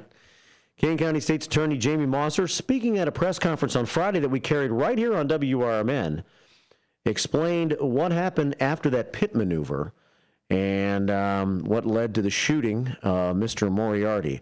And I think we'll just play just a couple of minutes of her announcement of that from Friday, an announcement you heard right here on WRMN. We're just going to hear a little piece of it right now. Also had their weapons pointed.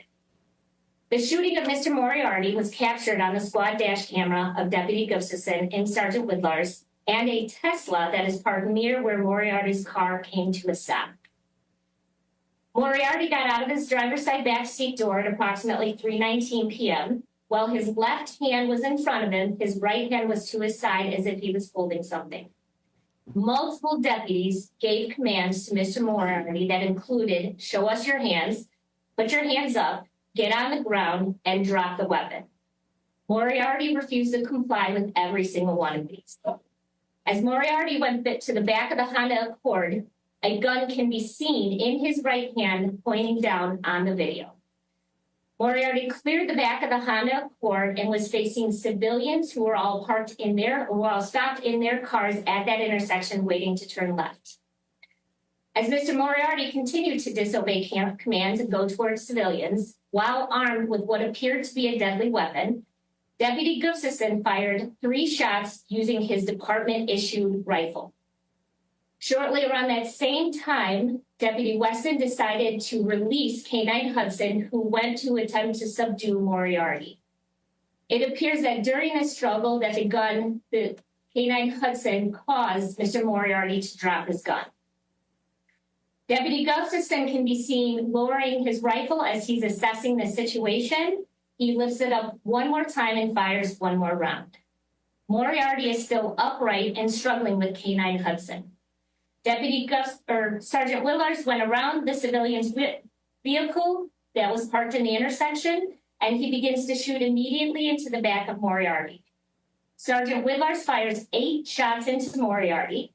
At the approximate same time as that 8 shot, Deputy Garcia fires 1 shot. Sergeant Willars fires 5 more shots towards Moriarty. The first 9 shots, which would be 4 by Gustafson and 5 by Sergeant Willars, are while Moriarty is upright. The remaining 9 shots, 1 shot by Garcia and 8 by Willars, were fired while Moriarty was on the ground. Deputy Weston did not fire his weapon at all. In total, Deputy Gustafson fired 4 shots, Deputy Garcia 1 shot, and Sergeant Willars 13 shots, for a total of 18 shots that were fired that day. From the time of the first shot by Deputy Gustafson until the last shot by Sergeant Willars, 7 seconds elapsed.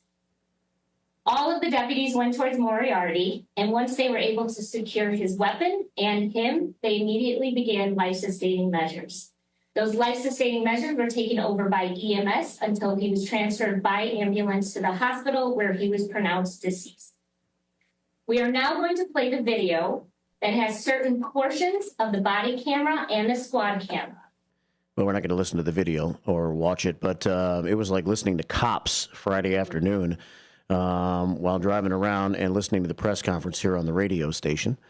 18 shots seems like a lot, but it took place in 7 seconds, so it all happened so fast. That's incredible.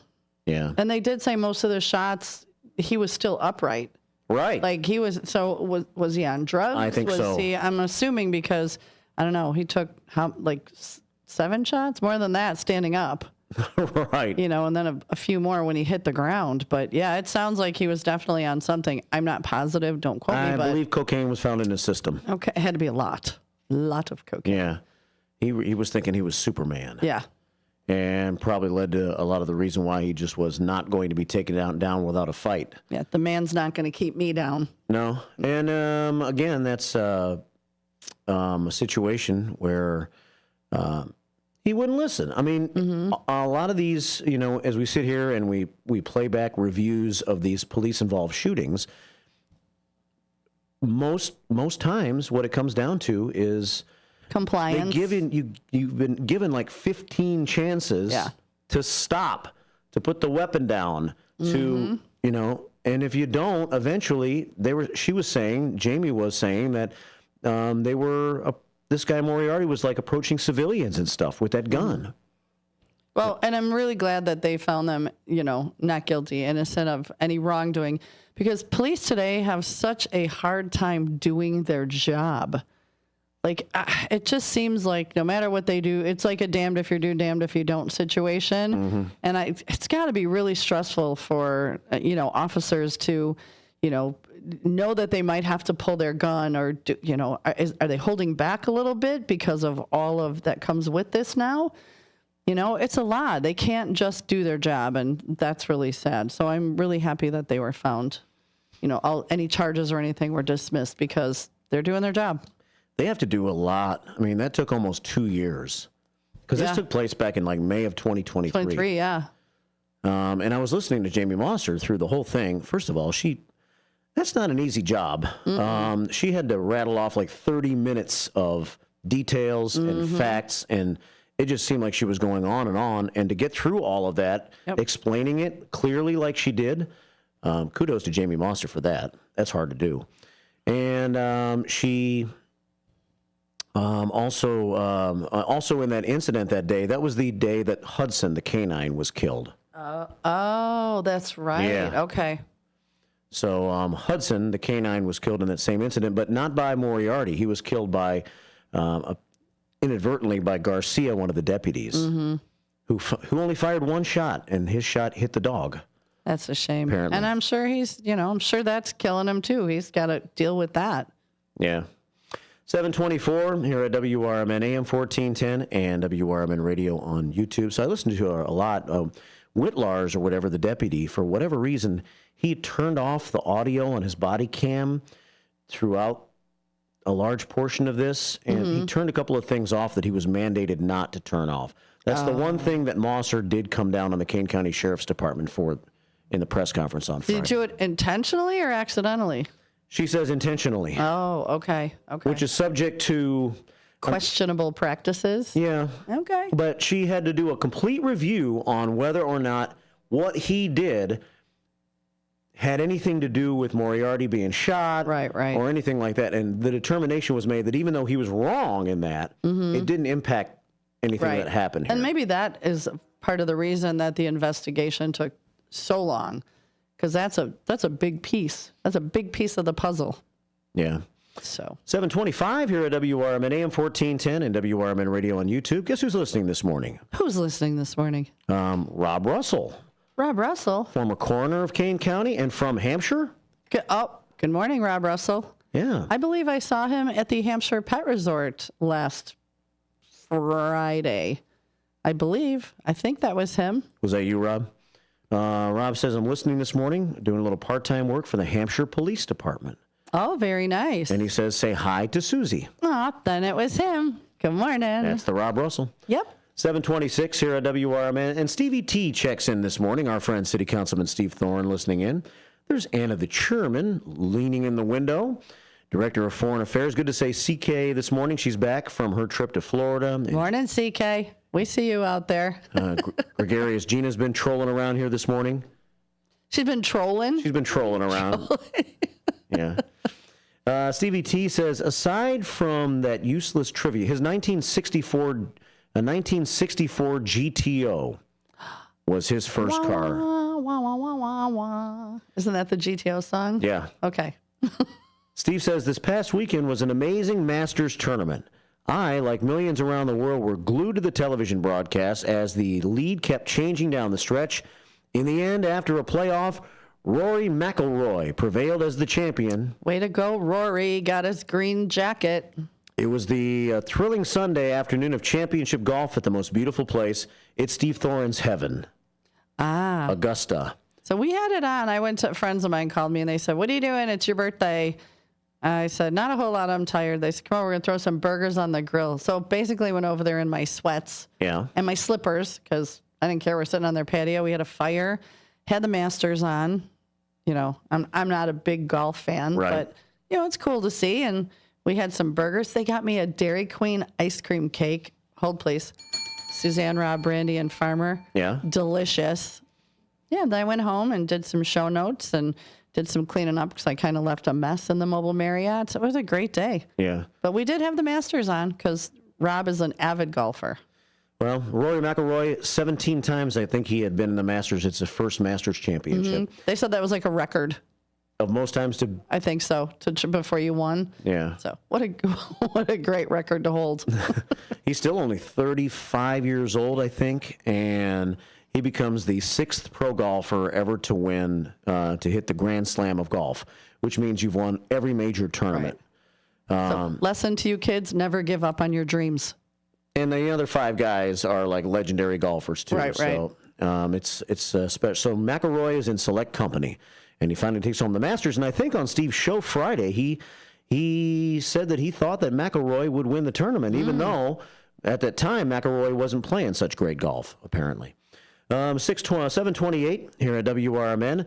This day in music history, American R&B and soul singer Percy Sledge died of liver cancer at his home in Baton Rouge, Louisiana, at the age of 73. Baton Rouge. The inspiration behind his 1966 #1 hit, When a Man Loves a Woman, came when Sledge's girlfriend left him for a modeling career after he was laid off from a construction job.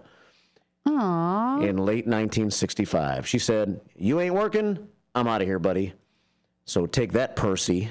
I'll take you into the bottom of the hour news with a little Percy Sledge. When a man or a land loves somebody, a woman on WRMN, it's a morning show. Good morning.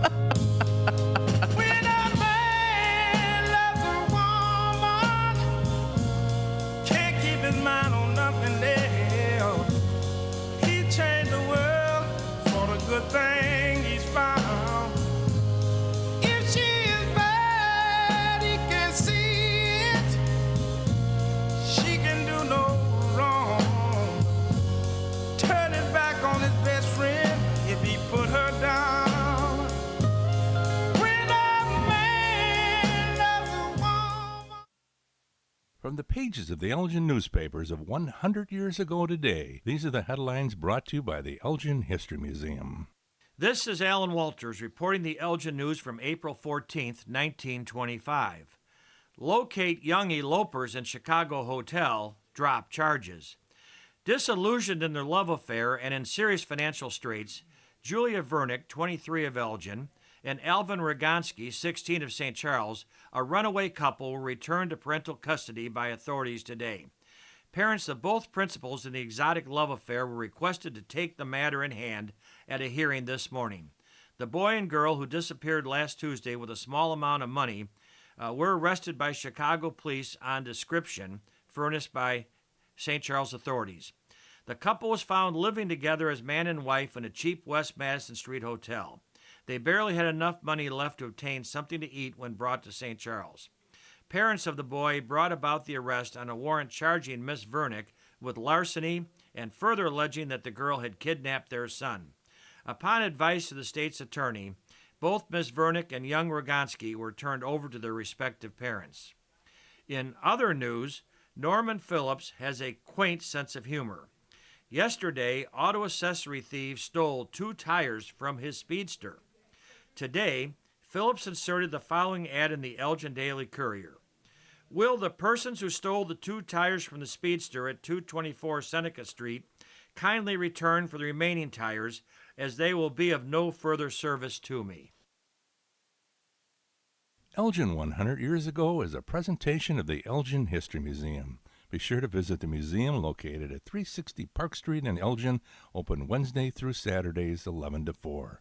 You can also listen to Elgin 100 Years Ago at www.elginhistory.org. At Britain's Touchless Car Wash, they know life gets busy.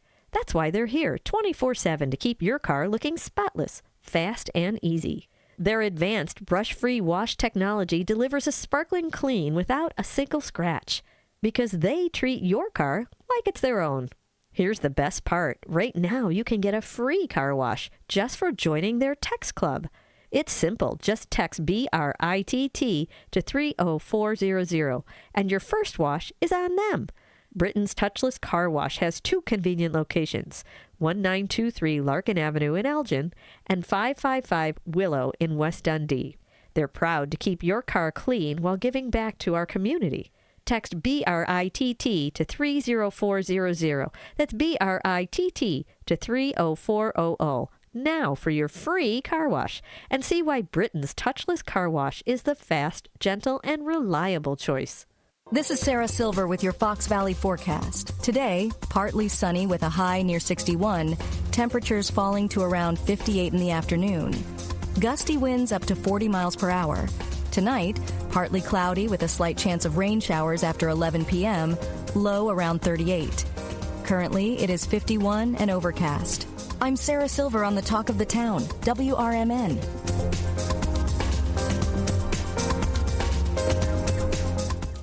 With Progressive Snapshot, you could save on auto insurance rates by driving safely, which is nice because you can just keep doing you. So keep on using that broken phone charger because it occasionally works. Keep quoting something you heard on a podcast as your own. Keep ignoring your sister's texts while you drive and after. And when baggage claim says, have a great trip, keep on saying, you too. And keep driving safely. And you could save with Snapshot from Progressive. Progressive Casualty Insurance Company and Affiliates. Snapshot not available in California or from all agents. Surcharge possible for unsafe driving. Back to the show that keeps your mornings moving. It's Marky B, Susie C, and the WRMN Morning Show.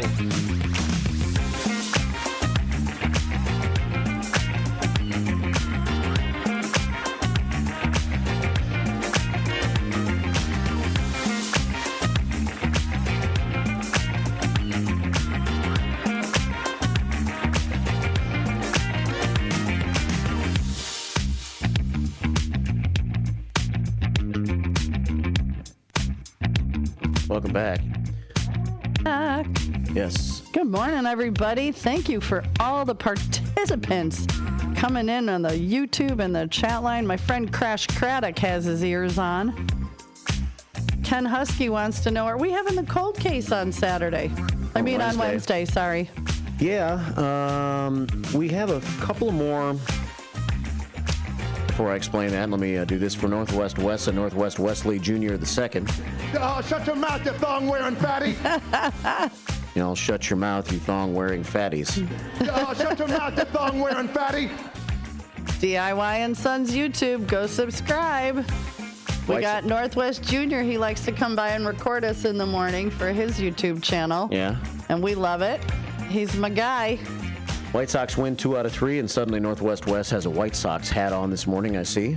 Oh. They beat Boston over the weekend 2 out of 3 before. They finally lost one yesterday, but they won the first 2 games in the series. Wasn't that a song, 2 out of 3 ain't bad? Meatloaf. I love some meatloaf. Yeah. Yeah. Yes. 7:35 here at WRMN. Welcome back to the show. Janet Mack checks in on YouTube and says, good morning. What a beautiful day. My sister and I are going for a morning walk. Aw.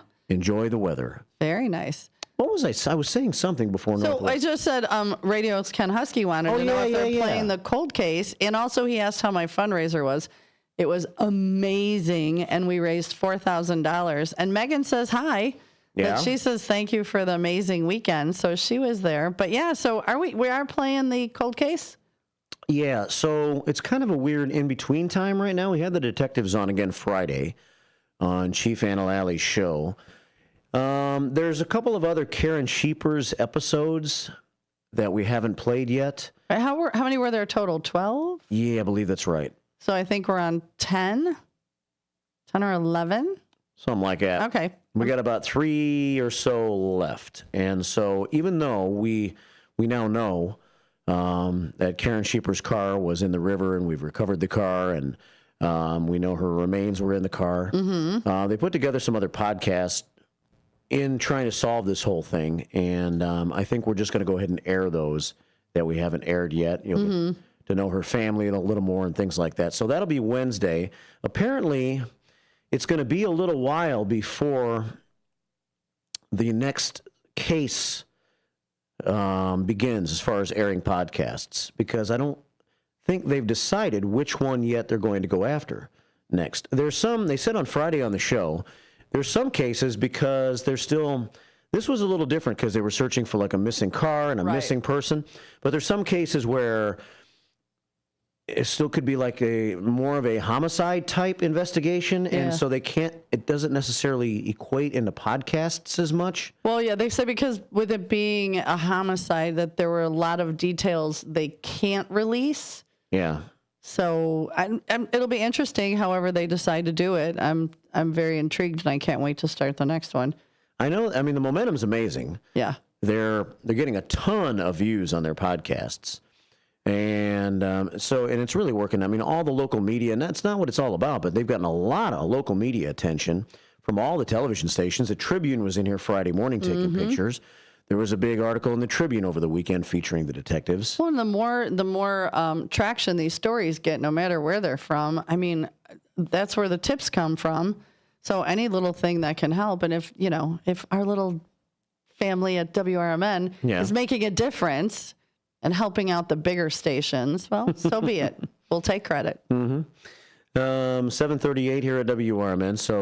So I think what's going to happen is we're going to continue to air those for a couple of more weeks. And then I think there's probably going to be a little break in the action while they decide on what they're going to focus with the next podcast and actually getting some podcasts recorded and some interviews done and things like that. So it's been great. Somebody knows something. And it will go on for, well, forever, I guess. There's so many cold cases. There are many. Well, there were 41 in Elgin alone, and now we're down to 40. Right? Down to 40. And I think this was on the air Friday. There could be a point in time where the Elgin Police Department even expands their cold case unit if they find that they're really having a lot of success with that. There's so many cold cases. We talked about this already on the show. Obviously, not just Elgin, all over the place. But Elgin just happens to have a unit that focuses only on cold cases. Right now in the U.S., I have my statistics. There's 23,151 open missing persons cases, 14,410 unidentified remains. So in Illinois, there's 415 missing persons, 182 are female, 233 are female, and there are 216 unidentified remains, of which 46 are female, and 145 are male. So, me, my statistics, my show notes. Yeah, nice. You've been saving those, haven't you? I do. I circle the important ones. More males are... which is odd. I'm a little surprised at that. Same. I was very surprised at it. And it was a big number of males. You know, it was like 46 to 180. I mean, it's quite a few. Yeah. 7:40 here at WRMN. Thanks for joining us on YouTube. Brendan checks in. He says, good morning, WRMN listeners. My name is Brendan, and I am listening. And he even watched the live stream from Newman's Corner Pub on Saturday, which I sent in a picture of Mike Reed, Guy Zambetti, and Mary Kay Welson. Yeah. It's on the line. So we had competition. So for 1/2 hour, Mike and Mary Kay, the illustrious leaders of Hampshire and Burlington, they did their thing behind the bar. And then Guy Zambetti came with, I believe his friend's name was Bob. The guy's like 95 feet tall. Like talking to him, I was looking straight up at the ceiling practically. But apparently they were, there they are. Here's Mary Kay Welson somebody on the left. was yelling for Guy to take his shirt off. He was sweating like a hooker in church. There was a lot going on. But the winning town this year was Gilbert's. Oh, yeah? He made more tips. So, yeah. It was like, there was a $100 tip left in there, kind of from in the middle. So I think it fell into Guy's hands. Oh, But either way, a controversial tip. it was a controversial tip. We can go back and look at the tapes. But no, it was so much fun. And everybody was such good sports. And look at Mike Reed went up and he was playing the tambourine. He took the lead. The percussion lead during a Leaving Scarlet set. I like the green shirt, Mike. Yeah, it was good. It just was a great time. It really was. Mike's wife was there. Guy's wife was there. Mary Kay's husband was there. Good morning, Chris. Good morning, Jen. And Guy's wife is Rosaria, I think. Yeah. I'm sorry if I'm not correct, Guy. But it was just such a great time. Seriously. So there's Guy Zambetti in the middle there. Mike Reed on the right. Mary Kay Welson on the left. And so Gilbert's comes out the winner. And so I wonder if Mike, deep down inside, is having some issues right now. He lost to Gilbert's in Hampshire Saturday night. In Hampshire. Lost on his own home turf. And then Gilbert's is like the number 3 safest city in Illinois, and Hampshire's number 9. I know. What is going on? We need to up our... You maybe need some tips from Guy Zambetti, huh? 7:42 here at WRMN. Let's take a phone call. 847-931-1410. Before we go to the phones, though, before I take this picture off, Susie C. Yes. Who's the person sitting there with the cell phone in their hand? You see that? Yeah, I did. I saw that. That would be Lena, my LMN wedding consultant. I was looking to see what picture she was looking at.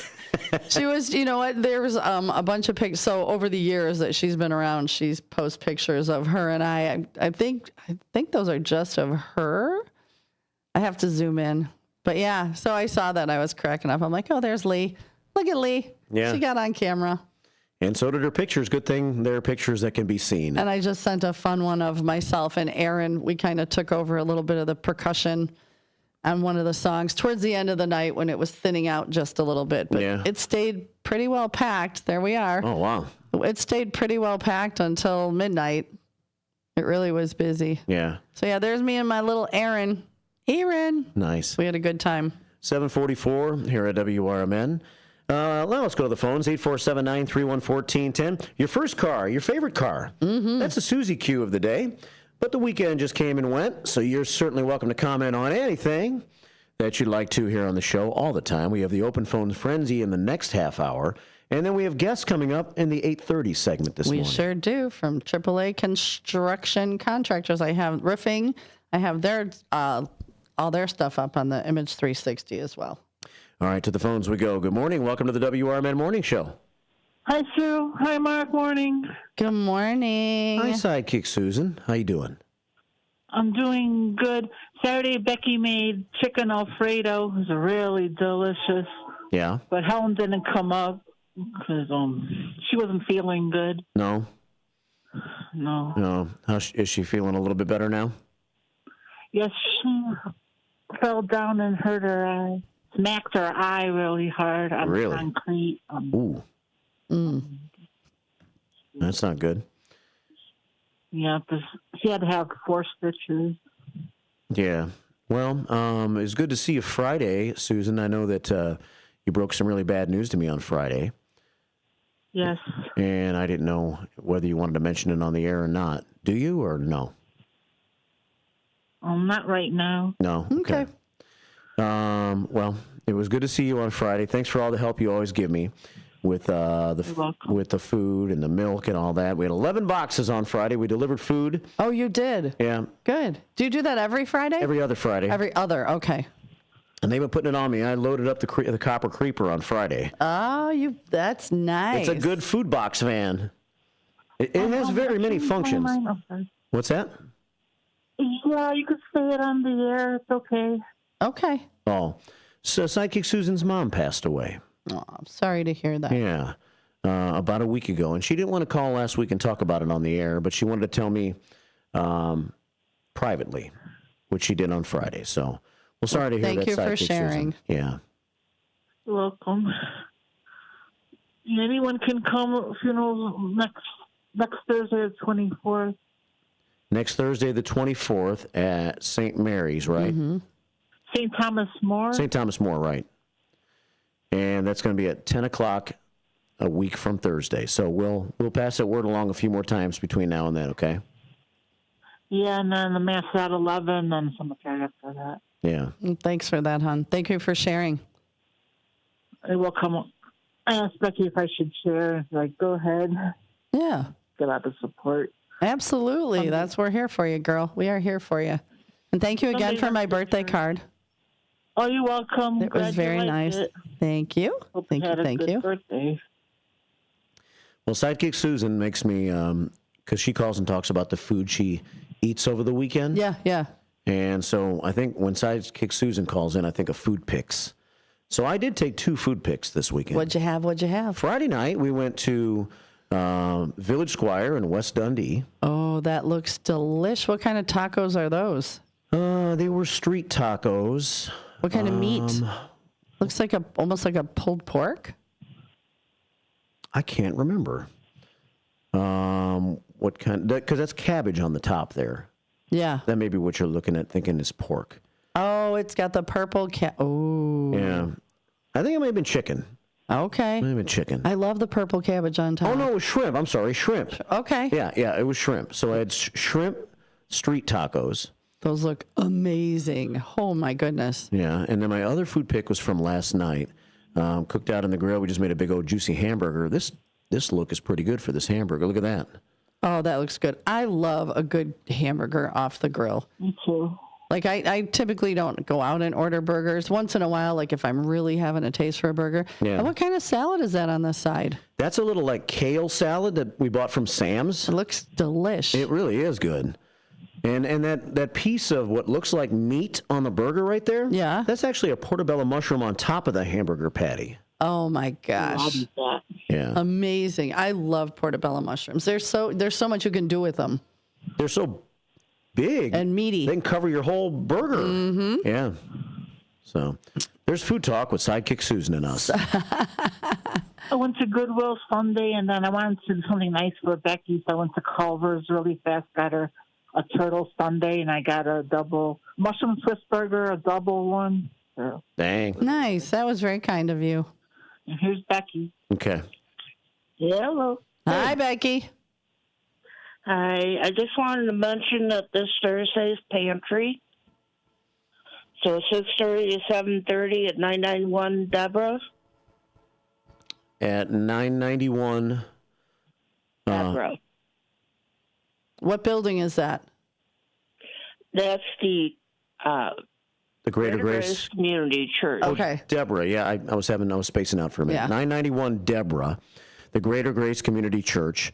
Thursday night, 6:30. Maybe for those who don't listen every day, exactly what happens there, right, Becky? Yeah. 6:30 to 7:30 pantry. So people can come in and get some food. And they don't have to be checked for income or anything. That's good. Okay. Very nice. Thank you for sharing. Yeah, a little food challenge on Thursday night. Stop by the Greater Grace Community Church and stock up a little bit. Yep.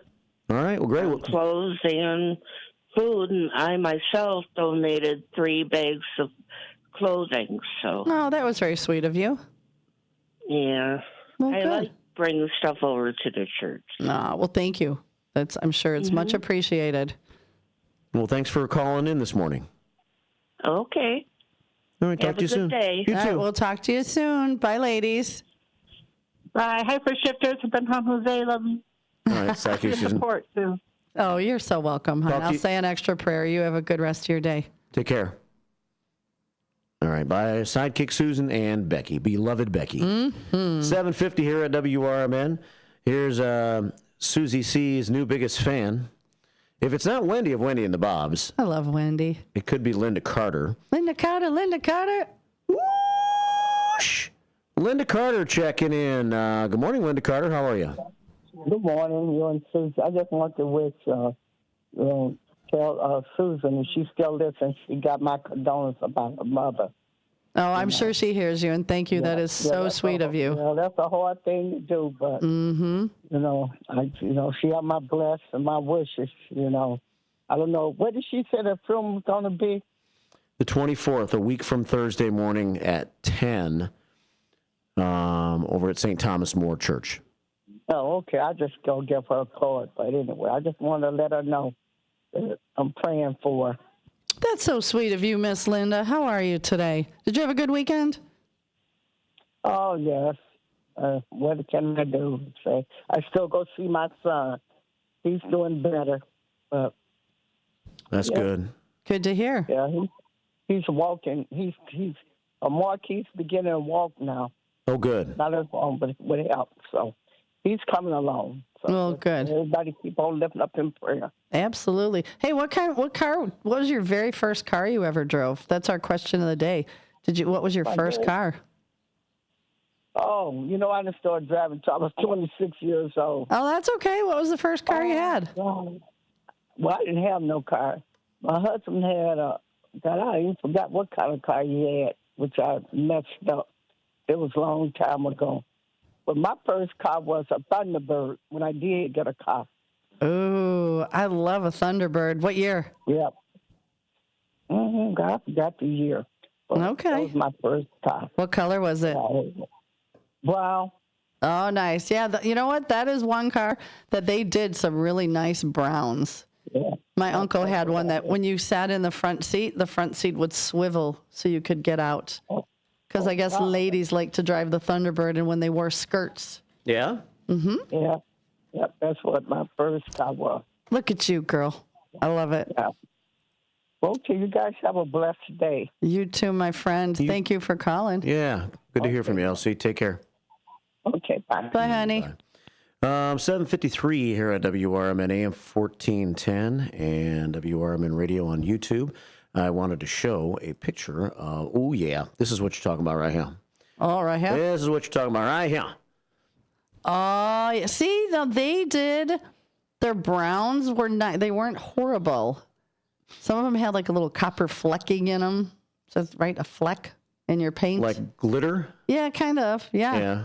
Now, look at her. She pretty. Look at those. That is a good-looking car. Those rims and the lights that come up. Hubcaps. Those were the best. And then when the lights would come up, and then some people would be cool and only lift one, so it looked like your car was winking. You were a padiddle.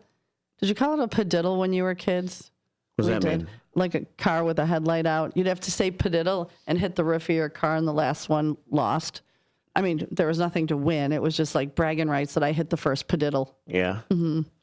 Well, you can make one of those open and the other one stay closed. I don't know if people like how they did it intentionally, if they like broke one but yeah, there were a lot of cars that had the flip up that would only have one because it kind of looked like it was winking.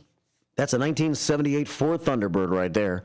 Brown, some San Diego Padres players would look good inside that car in uniform. Oh my God, they actually would now that you say that. It's got the tan and the brown and yeah. Yeah.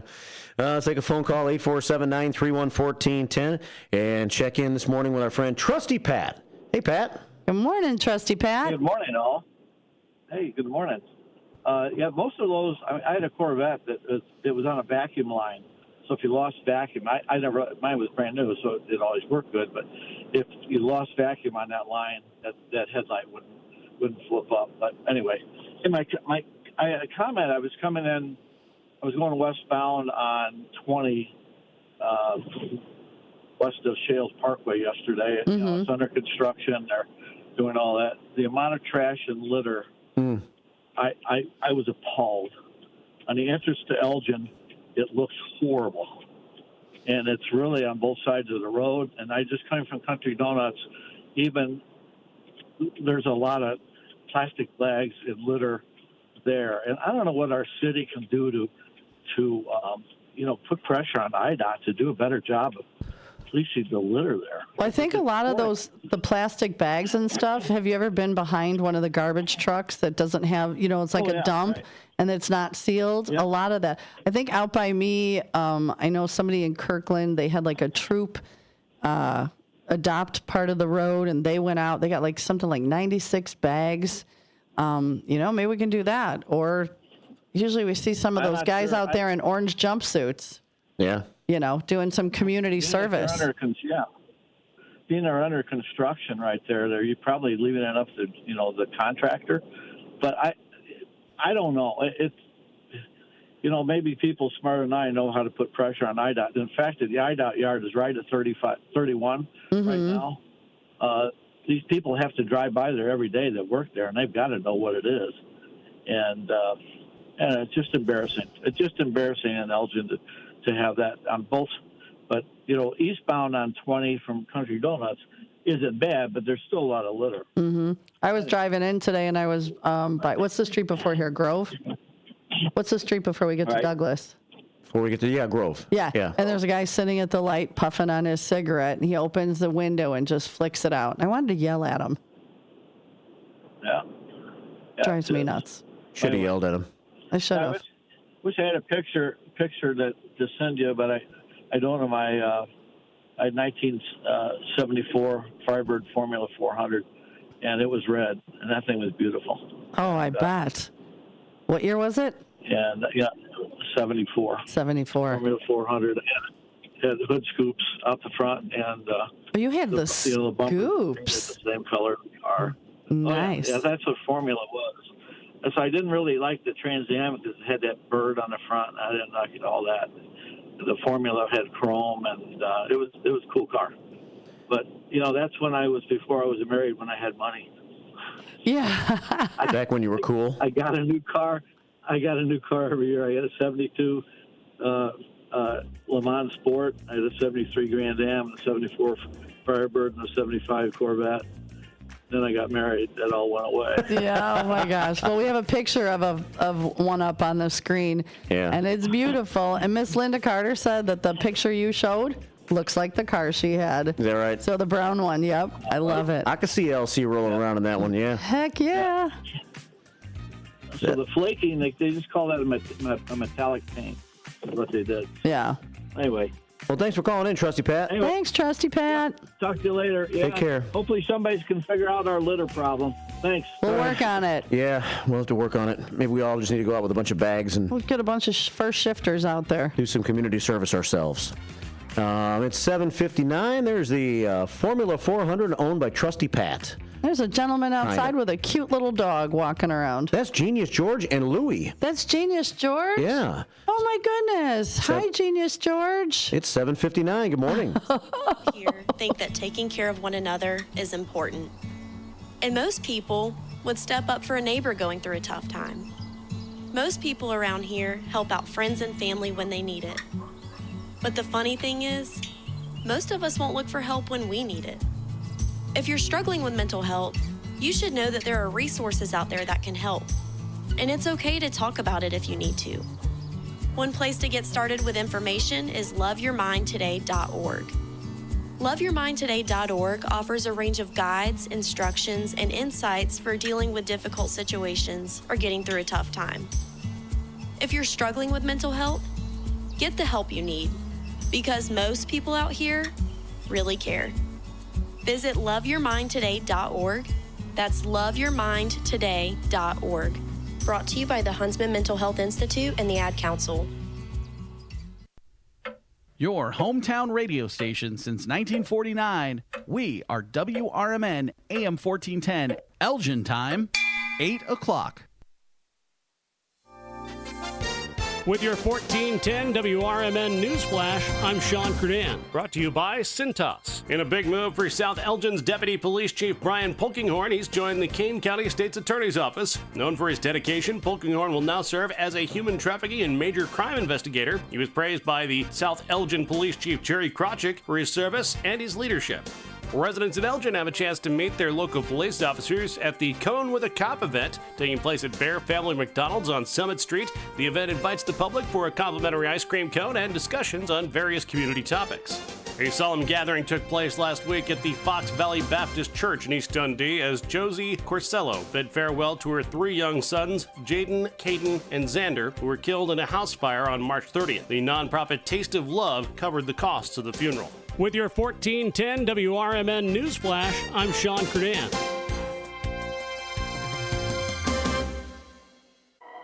Spring is here and Kohl's has everything you need to celebrate it in style. Find fresh looks the whole family will love for all your events and get-togethers this season. Plus, save an extra 15% on some of your favorites and earn Kohl's cash. There's so much to love about spring, and big savings on great styles is one of them. Find them now at Kohl's and Kohl's.com. Select styles. Offer ends April 19th. Kohl's cash and coupons do not apply to Sephora at Kohl's. Exclusions apply. See store or Kohl's.com for details. What was that? That is business phone bliss with the Ooma Cloud Phone System. It handles all our voice, video, and messaging needs. You sound very calm. I am. Ooma has everything I need to handle the busy holiday season, like virtual receptionist, call routing, and video conferencing. And it starts at just $19.95 per month per user, plus taxes and fees. Ooma. Nice. Find your business comm at ooma.com/radio.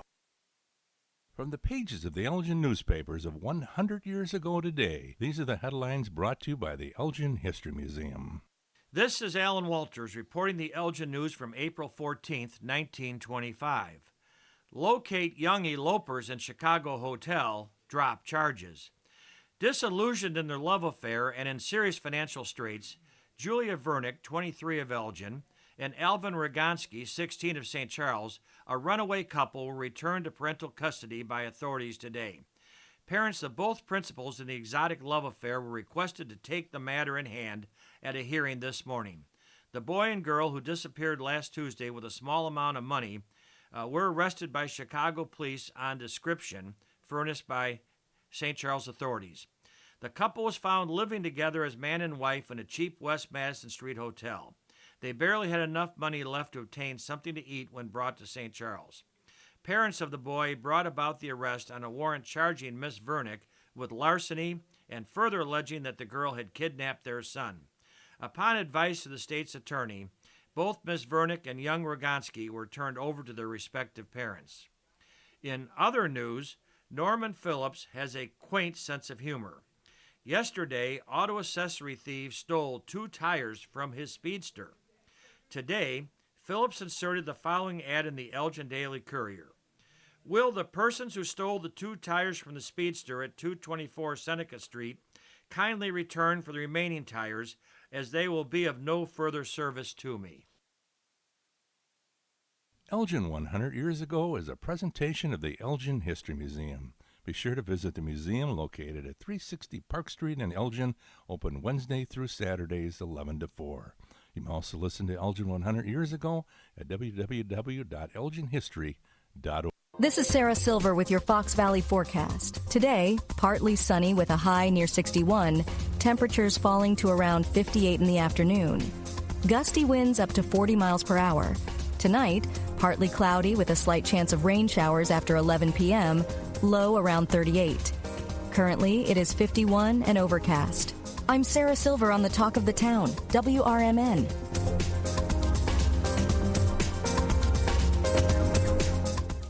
With Progressive Snapshot, you could save on auto insurance rates by driving safely, which is nice because you can just keep doing you. So keep on using that broken phone charger because it occasionally works. Keep quoting something you heard on a podcast as your own. Keep ignoring your sister's texts while you drive and after. And when baggage claim says, have a great trip, keep on saying, you too. And keep driving safely. And you could save with Snapshot from Progressive. Progressive Casualty Insurance Company and Affiliates. Snapshot not available in California or from all agents. Surcharge possible for unsafe. Finding a reputable business shouldn't require luck or chance. But how can you tell who you can trust? Pro tip, the BBB connects people with businesses they can trust. So think of the BBB as the better, check with the BBB first, because better businesses are honest and commit to high ethical standards bureau. That's why they're better. Always look for the sign of a better business and find a better business anytime at bbb.org. Here's the deal. We gotta set ourselves up. See, retirement is the long game. We gotta make moves and make them early. Set up goals. Don't worry about a setback. Just save up and stack up to reach them. Let's put ourselves in the right position.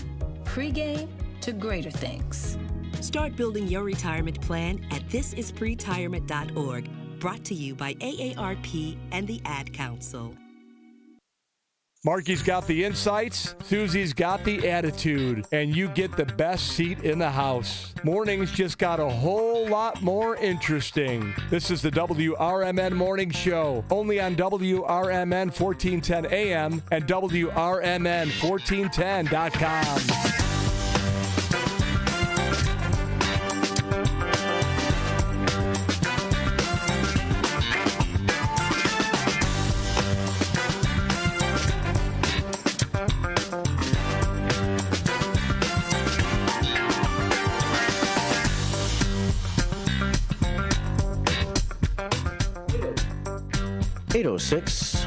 Monday morning, WRMN AM 1410, WRMN Radio on YouTube. We had a little bit of sun earlier in the show. It's a little cloudy at the moment, kind of back and forth. As we start this hour, we are starting at a nice mild temperature of 53. Fair skies, winds out of the west at 8, heading for a high today about 61, partly sunny. So periods of clouds and sun, kind of like we've seen already this morning. 38 for the low tonight, and then tomorrow partly sunny with a chillier high of only 52. We're back to 58 by Wednesday with sunshine. Thursday, we're all the way up to 66 with a 40% chance of showers. Then Friday, chance of showers, then maybe a thunderstorm, but partly sunny, so not a total washout. And a very warm day Friday with a high of about 75. Absolutely. We just had a little in-studio quick guest. Yes, we did.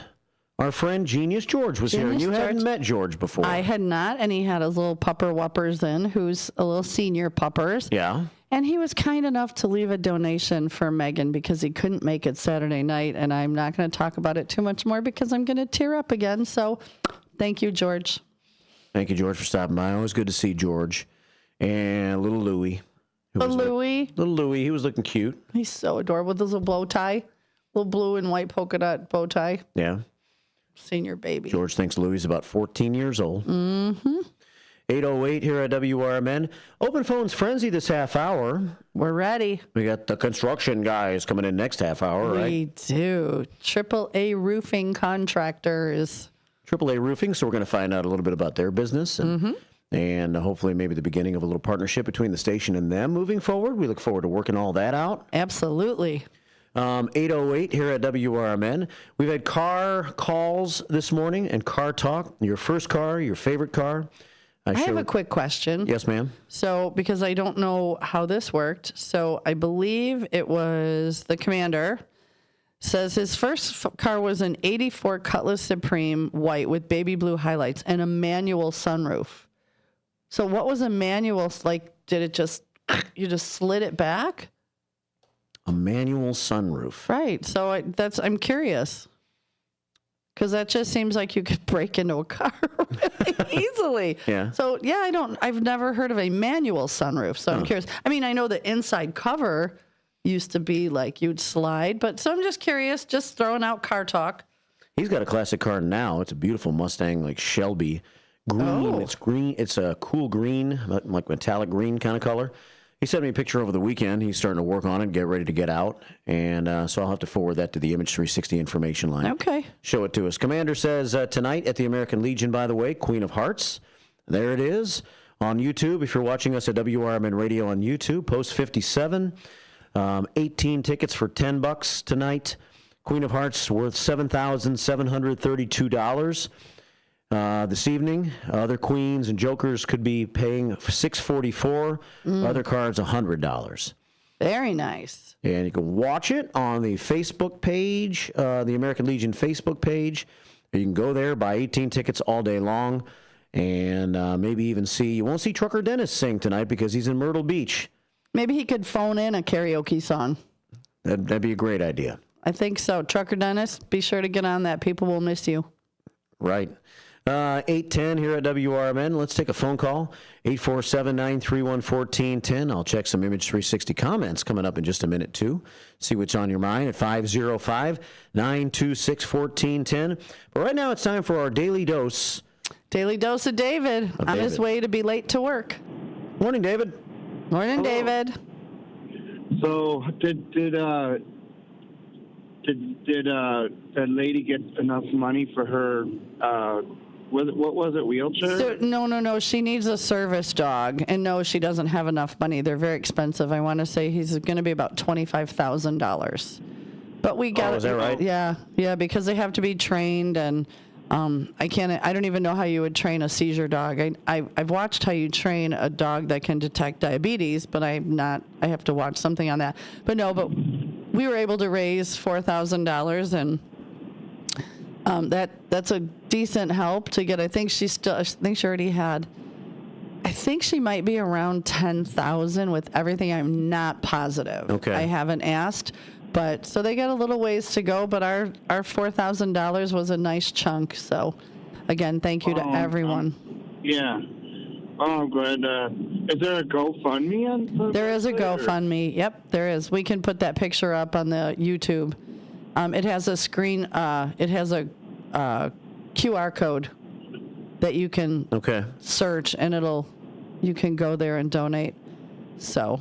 Is that GoFundMe, the QR code, was on the banner that we showed last week? Yep. Okay. It's at the bottom. It's got the purple ribbon for epilepsy. Mm-hmm. All right, I'll show that here in just a minute. Thank you. So if you're watching on YouTube and you want to make a contribution to Megan, and I didn't realize it was $25,000 needed. Yeah. So it's still a long way to go. But every chunk helps, every little bit helps, and there you have it on our YouTube feed. Mm-hmm. This was the benefit that just took place 2 nights ago.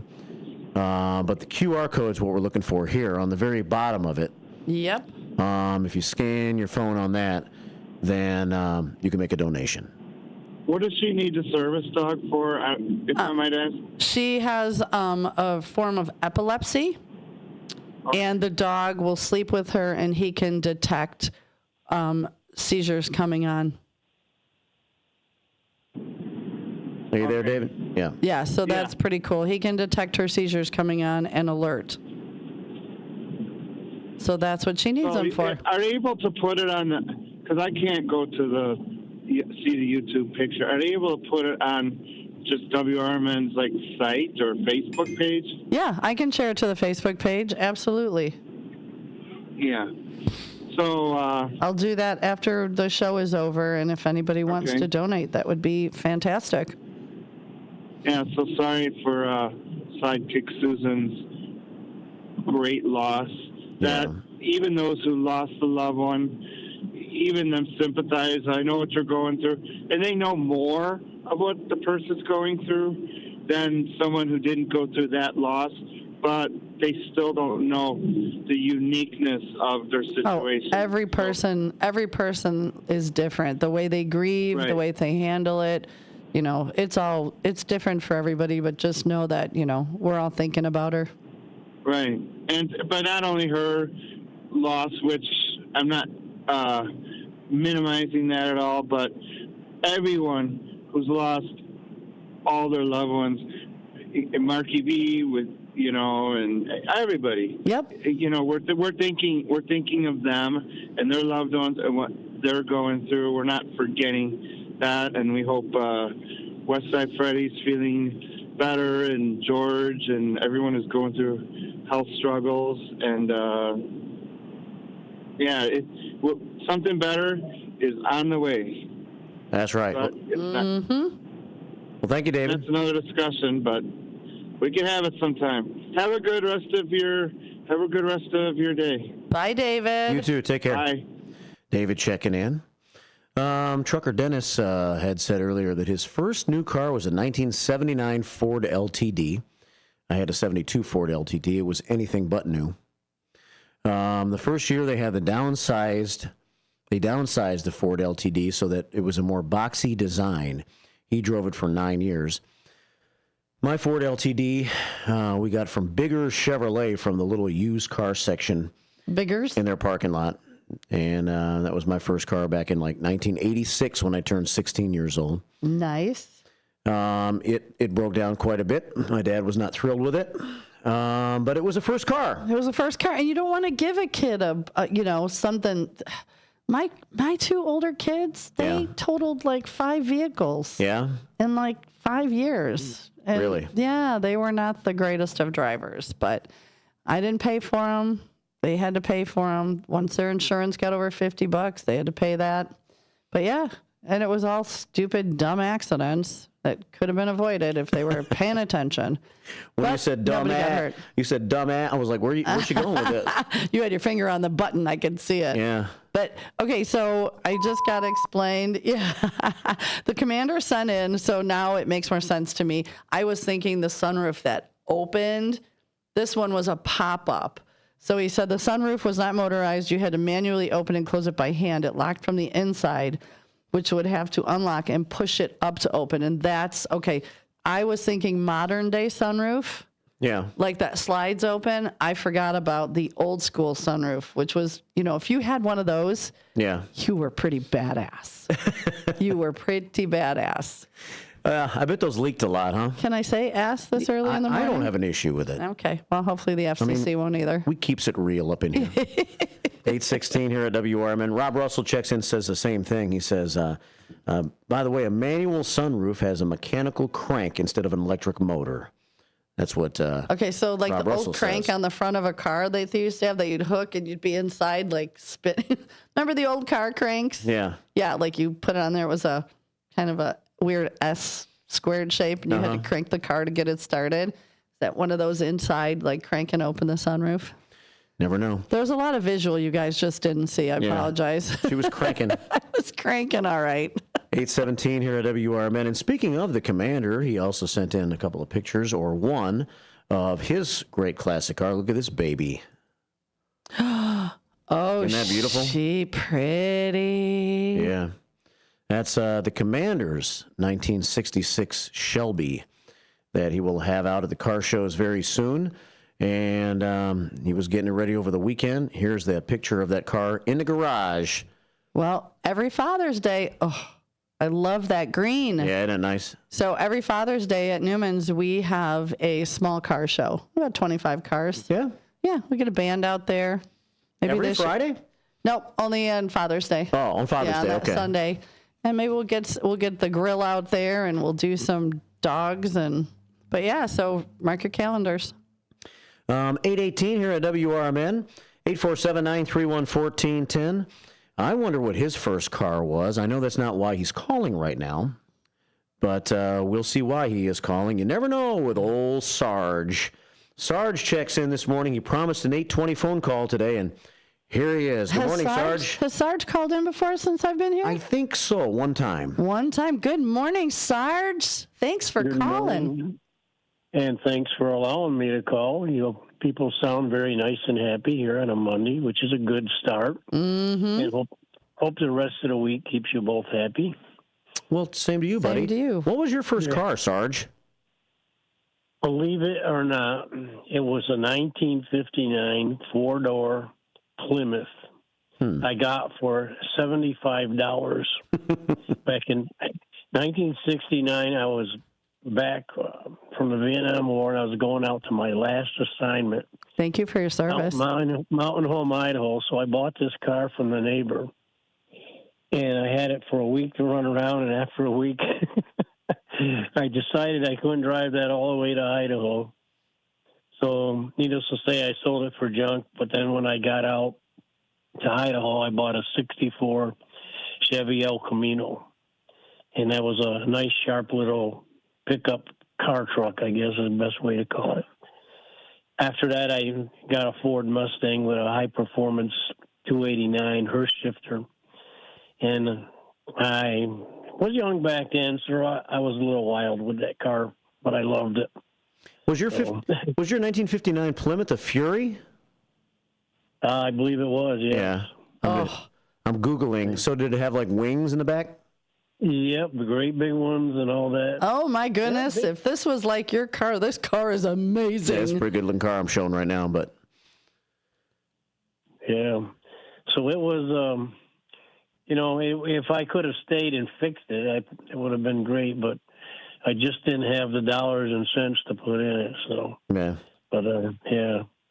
So, over a period of time, I've had, I think I've probably had 25 cars in my short life of 77 years. So. Wow, that's a lot of cars. Keith K said he had a 69 Plymouth GTX 440 high-rise six-pack, three-quarter race cam, Ford 060 over shift kits and a 413 rear end. Wow. That's a lot. Yeah. You know what was funny is with the El Camino, these guys would come up alongside me on Highway 84 out in Idaho and want to drag me, and I just kind of lay there just kind of casually, and they keep coming up alongside me. Then they get up alongside me, I hit the gas. They had bigger engines. They catch up to me for a while, but they'd be surprised as I was, a good half a mile, quarter of a mile ahead of them. So we never got reckless out there, though. We always made sure we weren't going to get a ticket or anything. So sure you were. The good old days. Listen, the statutes of limitations has run out. Go ahead and tell everybody how wild you really were. Yeah, well, at my age, I'm starting to confess my past. before he confesses me. Uh-huh.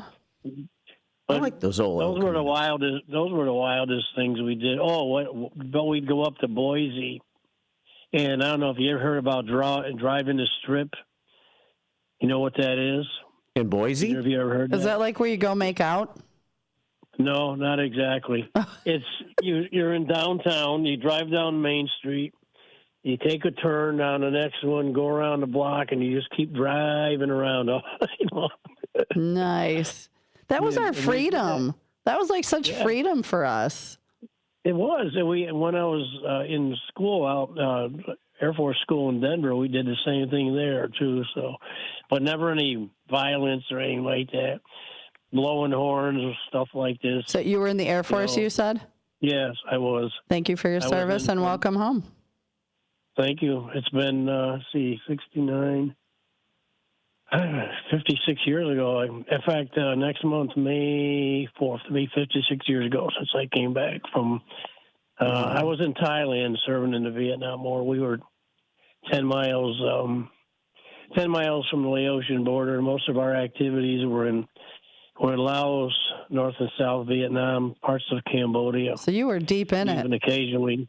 Yeah, no, we were flying missions 24 hours a day, 7 days a week. Every 15 minutes, there were 4 F-4 Phantom jets taking off. Well, we're glad you made it back.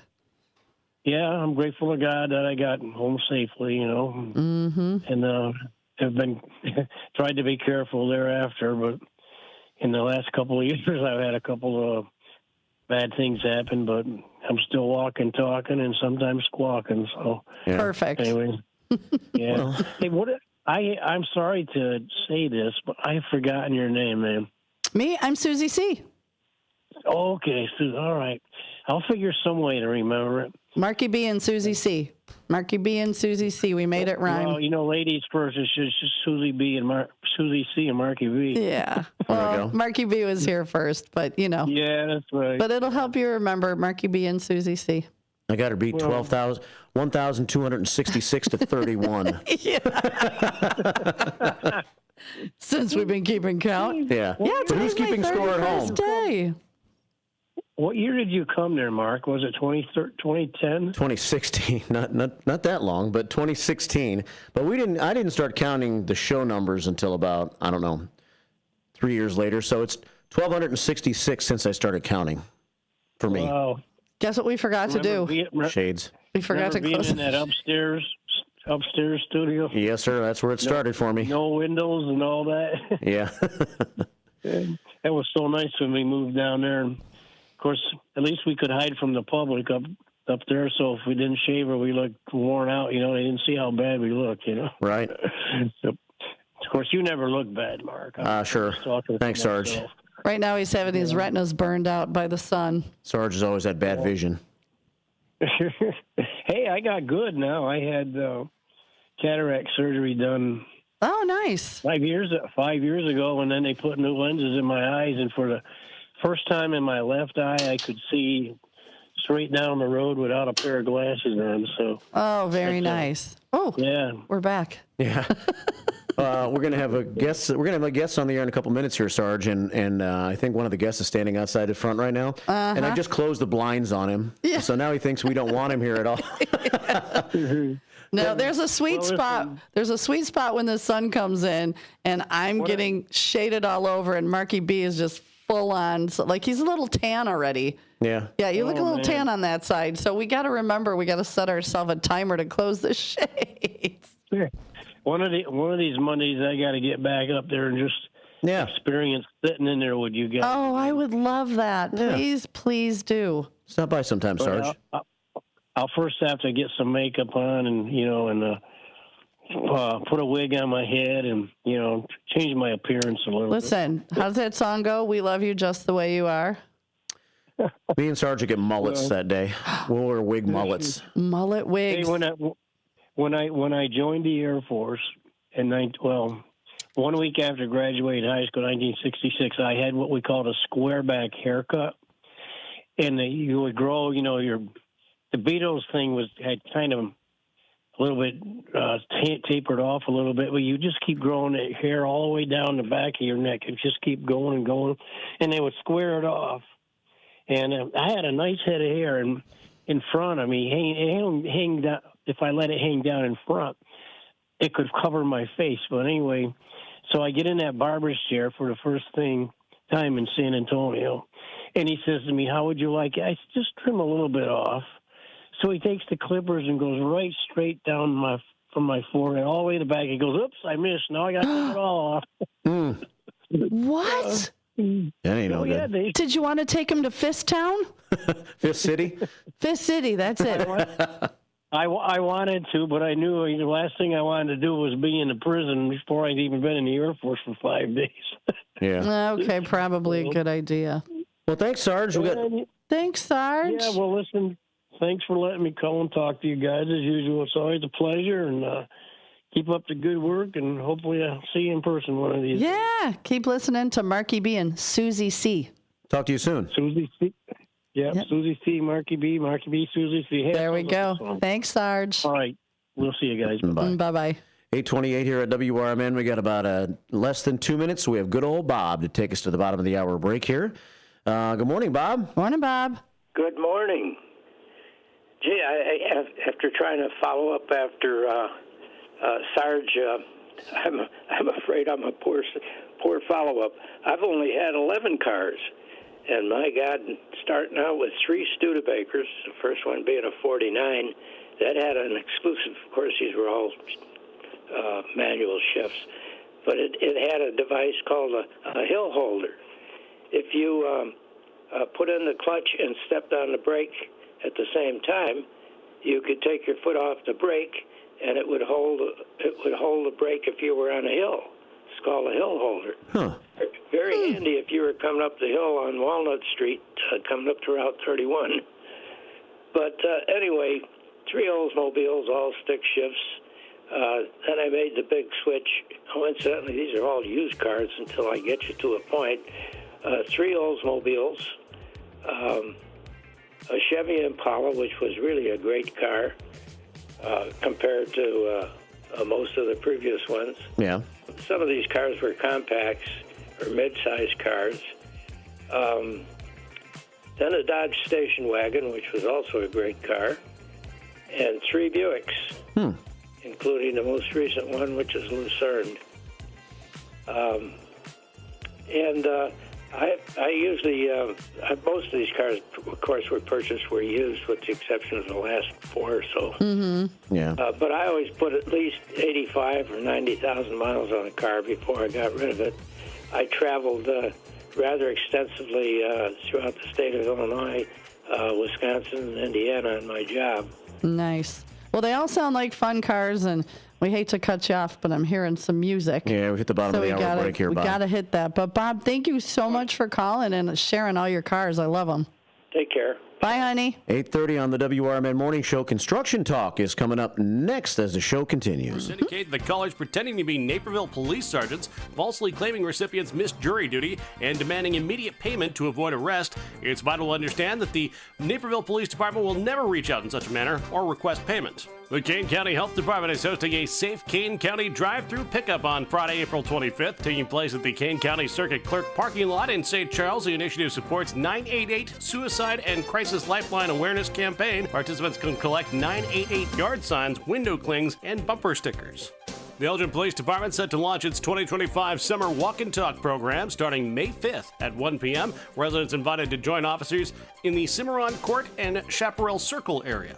With your 1410 WRMN News Flash, I'm Sean Curdan.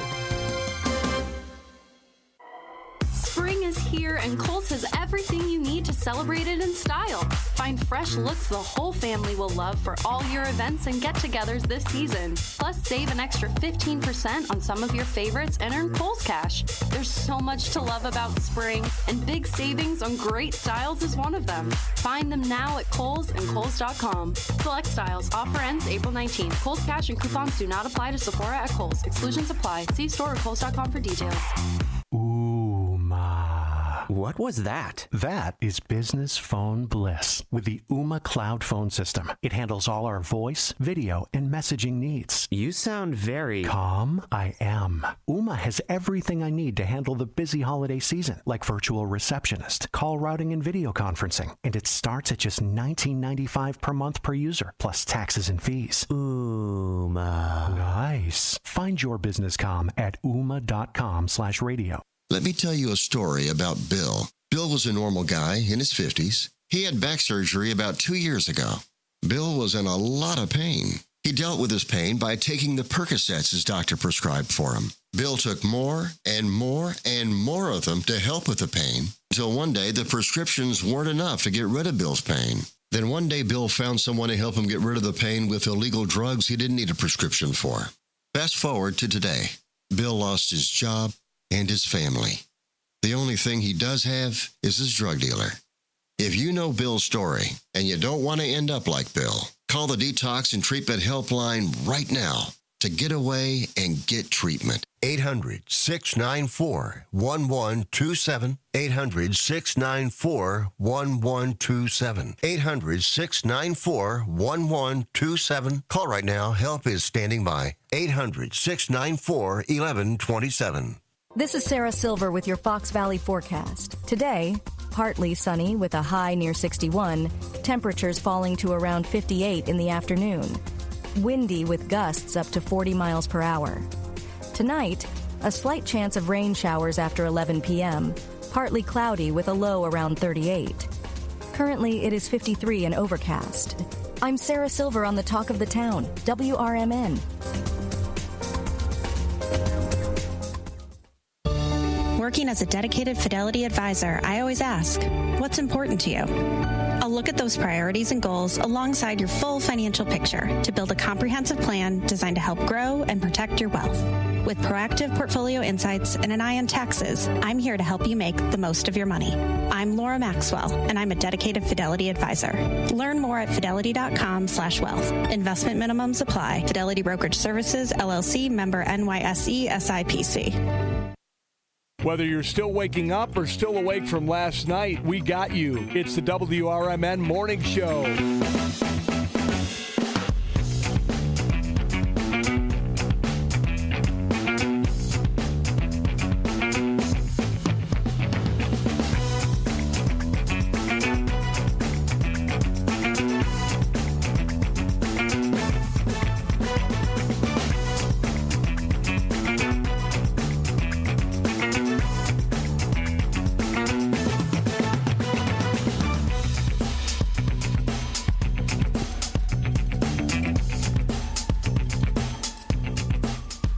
Welcome back. It's 8:34 here at WRMN AM 1410, WRMN Radio on YouTube. We got everybody squeezed in the camera here. We did. Good morning, everybody. Welcome to our Monday Small Business Spotlight. First one. Whoop, whoop. I feel loud in these. I feel I'm loud. Can you hear me? I can hear you loud and clear. Loud and clear. Can you hear me? So if you guys would like to introduce yourselves. Hi, my name is David. This is Mike. Hello, how you guys doing? We're from AAA Roofing Contractors, Inc., out of St. Charles, Illinois. Awesome. So we figured we would start with these guys. You know, we're getting into the season. We've had storms. We've had crappy weather all winter. Time to get your homes inspected, your roofs inspected, look around. So how long have you guys had your company? We've been around since 2023. Oh, nice. Very nice. And what did you do before this? Before this, I was in the movie industry. I was a set deck designer for the TV shows. Really? Yes. Yeah, where at? In Chicago? Or? Yes, in Chicago, out of Cinespace, Illinois. Very cool. What'd you do? Well, you know what I do. I do know. So David and I go way back. David used to run a Frito-Lay route and deliver to the Jewels I worked at. That's right. So we go way back. Way back. Like you were a baby. I was a baby. You're yes. still a baby. You're still a baby with lots of babies. Lots of babies. That's correct. How many kids you have? Five. Wow. Beautiful kids. Yeah. Yep. Yeah. All grown now. And the youngest one is how old? 14. Okay, because I can probably remember back when that youngest one was maybe about. Baby. Just a baby. Baby. Yeah. Baby. Well, it's so good to have you guys here. So why don't you tell us, like, now that we're coming into this time of the year, and like I said, we've had crappy winter, we got all these winds, we have all this. So what are some of the things that you offer to your business? Because I know you're just not roofers.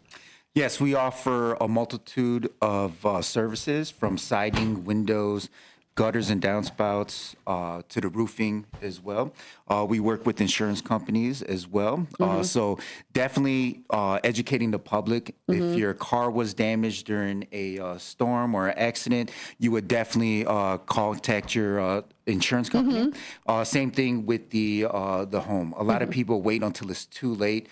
They see a stain on their drywall ceiling. That means it's way too late because it penetrated through the roofing system, through the underlayment, through the decking, as well as the insulation, and then now it's on your drywall where it's too late. There's been a lot of damage already.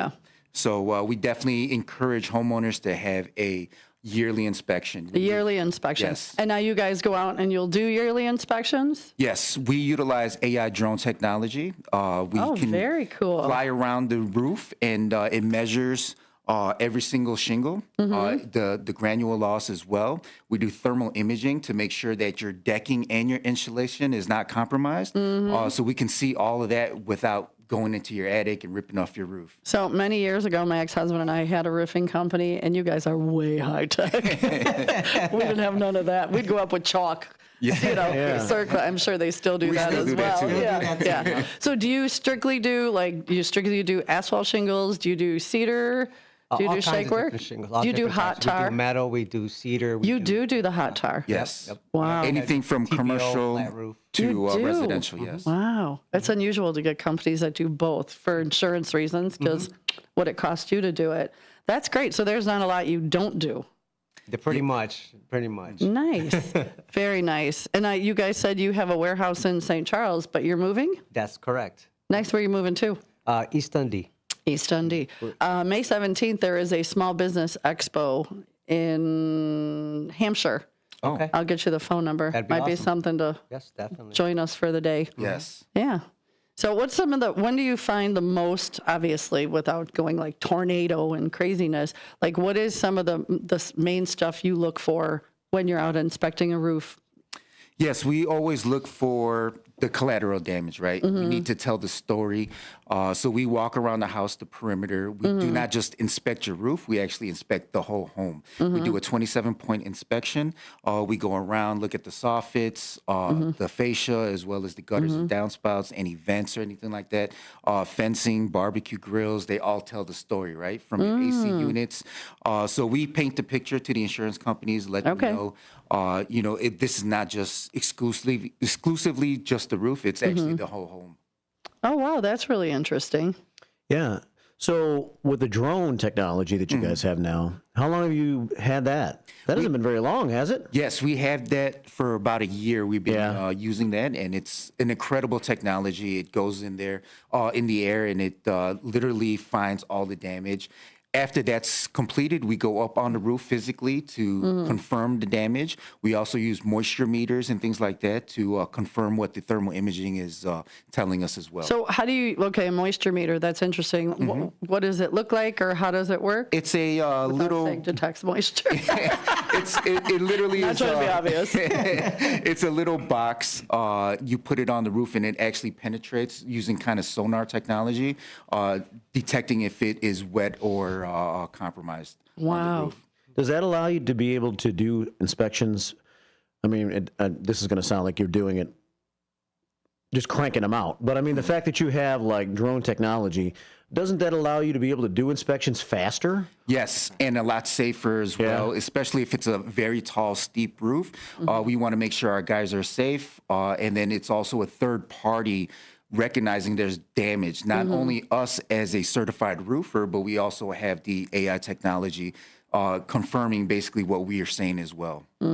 I've seen a lot of videos of you up top on the roof, showing around, looking around. I'm like, I am afraid of heights, so good for you. Yeah, there's some very tall ones, man. So that the drone is also it's a blessing for sure. Yeah. So where are you doing most of your work in the suburbs? Do you do a lot of work in the city? Like, how far do you guys go out? Both. Really? Yeah. Anywhere around 2-hour radius or so. Yes, I would say around 2-hour radius. So we've been doing a lot of commercial warehouse roofs as well. We've actually been able to help some customers through that process. And they were actually able to get solar for free as well through a grant through the city of Chicago. So we did a big warehouse in Chinatown, and we were actually able to get them approved through through their insurance to get a brand new roof. And they went through the city of Chicago to get a brand new system on their roof, all paid for through grants through the city. That's super cool. Yes. Didn't even think about anything like that. Nice. All right. What's the worst roof you've had? Ooh. Come on, you gotta find something. There was bad. some nightmare roofs out there, especially when the decking is compromised. So we've gone out to a roof, ripped off a lot of the layers. We do core testing to see exactly how many layers layers? But there was this one roof where every section had different kind of roofing and different kind of decking and material. So it was a nightmare. It was a lot of extra Just the dumpsters. tear off alone had to be a nightmare. Oh yeah. You'll find some surprises sometimes. 3 layers of shingles, and then there's cedar shake underneath. It's all kinds of different stuff. Yeah. People just keep patchworking it and putting more and more up there? Yeah. Yes. Anything to save a buck, and it just creates more problem. When's the last time you had your roof inspected? Can't remember. Tomorrow, I believe, right? Tomorrow at 11, right? How long is a typical roof in this day and age supposed to last? If the roof is installed properly, And barring all natural disasters. Barring natural disasters. The regular shingle is usually around a 30-year warranty. The beautiful thing about us, we are Roof Pro certified. So we install so many shingles that we're actually able to extend your warranty and offer you 15 years more. So instead of 30 years, if we install your shingle, it's 45-year manufacturer warranty. Hey, you guys are killing it. We're trying. Nice. Thank you. 45 years. So, but you won't need a roof for 45 years then? Barring any act of God. Wow, I didn't realize roofs lasted that long. Well, with your modern shingles and stuff, right? Yes, the technology has been improving dramatically. So the shingle manufacturers, your basic shingle is now a Class 3 shingle, which is great for the homeowner now, since every roof we install will be Class 3 impact rating shingle. That means the homeowners can actually go to their insurance company and get a better rate after the roof has been installed. Wow. That is very cool. If anybody's got any questions about your roof, it's 847-931-1410. Feel free to call in, and welcome to Roof Talk. Roof Talk on WRMN. Every Monday, right? Every Monday, baby. Let's do it. Hey, no reason we can't do it every couple months and give people. So if you're going to tell somebody like, hey, I'm going to go out and take a look at your roof. Like, let's say Mark, right? So he doesn't know. And you were going to tell Mark, go out and here's a few things to look for before we come out. Like, what would you tell a homeowner? Like, just obvious. We're trying not to be obvious, like shingles blowing and flapping. But I'm just saying, so to someone who looked at their roof and goes, well, it looks pretty good. I don't see too much. But what are some of the things that you would be looking for from the outside as a homeowner? Yeah. Yes. So a lot of people don't understand that a roof is a system. So when you look at these shingles and you're basically looking for a bruised apple. A lot of people can't see it, but you can feel it. If you feel the shingle and it's soft, that means the backing is compromised. What that means, if the backing is compromised... It shouldn't be smushy. Yes, that's correct. So if you can push on it and it's smushy, it's soft like a bruised apple, that means water could get into your shingle, right? Because the backing is compromised now. Water can seep in through those compromised areas, which will get into your underlayment, then into your decking, and then into your insulation. Absolutely, mold is a big issue as well. So we definitely want to avoid that. That's why we always go with the thermal scans, just to make sure that the underlayment and the insulation and the decking is not compromised. Yeah, very cool. Very cool. Yeah. So, Mark, you're going to go out and look at your roof later? Yeah, I'm a little bit scared. I'm not sure I want to know. Is your underlayment smushy? Inquiring minds want to know. So tomorrow morning when you come in, that's going to be the first thing. Mark, was your underlayment smushy? Actually, one thing Mark can look for is he could walk around the perimeter of his house. Yeah. You could look at the windows. You could look at your window screens to see if there's any damage on there. Your AC units is a very telltale sign. Why? How? Yeah, so explain. if you can see the condenser fins, and if those have little dots on those, that means... So condenser fins meaning the fan inside? No, that's actually the fan. You see the coils on the outside. It's kind of like the aluminum. Yeah. So what happens is once that gets damaged, it restricts the airflow to the compressor of the HVAC unit, right? So it is compromising the whole unit. So that actually tells the story. We'll show them, hey, look, the condenser fins have been damaged as well. And that kind of tells the story, saying that it's not just the roof, it's an actual hail event that came into the area. Absolutely. Interesting. Yeah. What about, we do have one phone call, but what about like gutter cleaning? How important, or is there a relationship between the cleaning of your gutters and the health of your roof? Yes. Very good question. That is a big deal, right? Because once your gutters are completely filled, they actually back up into your roofing system. Right. So then you might have water seeping back in through the underbelly, right? So that is very important. You want to make sure your gutters are clean, and we also do offer that service. So if anyone needs any gutter cleaning, we will come out there. They do it all. Yes. Absolutely. So very cool. So if someone were to just call you and go, hey, I want an inspection and my gutter's clean, you guys would do that? we would absolutely come out and do that. That's awesome. I'm sure we have, because we have a bunch of older people that listen to this show. You know, we don't want them up on their roof. Correct. Yes. Don't Safety get up. First. We got, Safety first. you know, we can put their website or their, I send pictures to the Image 360. Sure. But we do have a caller. Yeah.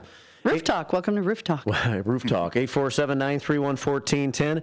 This guy can talk about anything. He's David Tees. Oh, good morning, David Tees. Good morning, guys. How you doing? We are all well. How about you guys? Welcome to Roof Talk.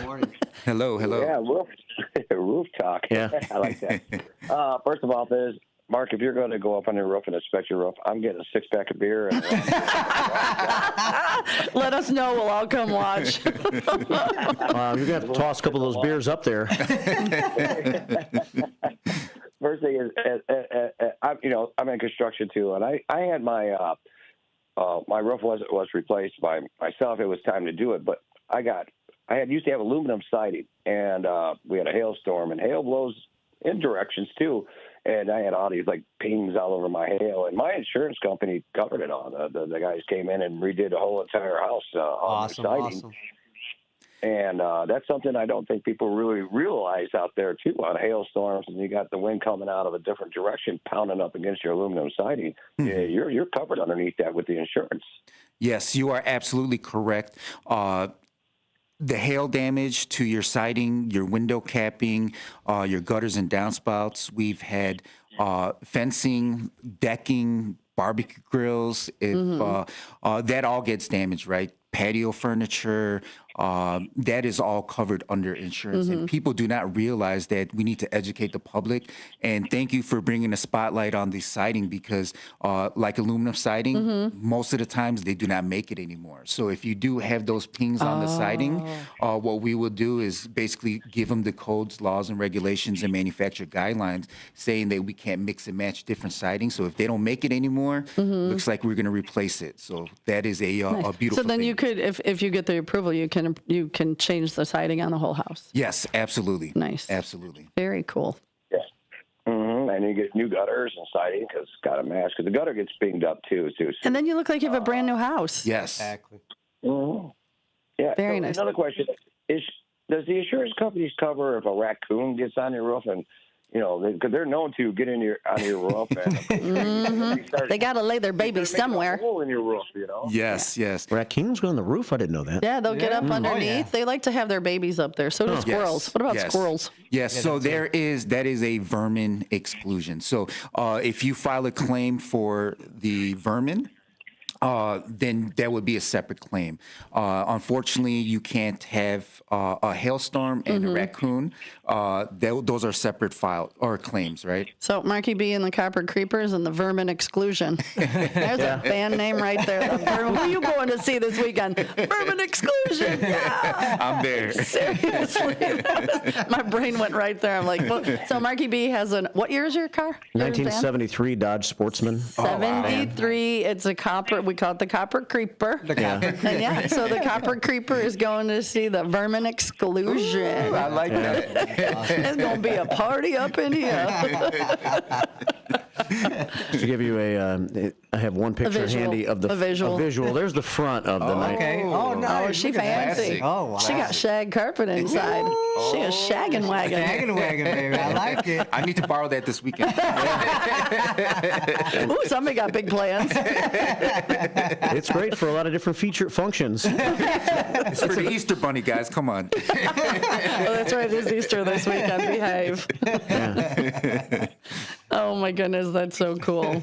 And now back to David Tees. Hi, David. Thanks for hanging on. Yeah, I'll hang on there. And then the last thing is, like when you said gutters being plugged up, make sure in the fall that they're cleaned out because when the snow comes and it freezes, that ice jams up in that. I've had an incident where it got up underneath my roof and just like it expanded the roofs and lifted up, and then the ice was getting underneath my roof, and then when it melted, it started, coming through my ceiling, So. Yes. Oh, no. Yes, that is called ice damming. And what that actually entails is the ice going underneath your shingles there and then causing havoc, right? So a lot of times in winter, and we also offer this service, we'll come out there and get the are like snow the off your hookers roof. of roofing.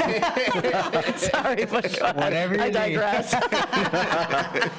Yeah, we will actually go out there and de-ice your roof on the perimeter. We'll throw salt bombs and snow melting products on your roof, and then we also have a snow rake that will take all the heavy snow off of your roof as well. So please Y'all don't need forget to about take us in the this- winter. Y'all need to take this number down because it sounds like there is nothing they won't do. Do you deliver like Uber Eats on the way to the job? Like if I were to call and go, listen. we do Uber shingles. So Uber shingles, yeah. Hey, on your way, can you grab me some McDonald's? Like, come on down. But yeah, no, really. So it's on the 360, and I'll share all the information on the Facebook page as well because, boy, these guys do it all. They do it all. And those services, especially for all the seniors that we have listening and all of that, those are great services. They are. Yeah. And is there something special that you'd be offering for our WRMN listeners today if they heard you and called and said, I heard these wonderful gentlemen on the radio? Yes, absolutely. What we're doing is we're going to give a $1,000 credit to any listener.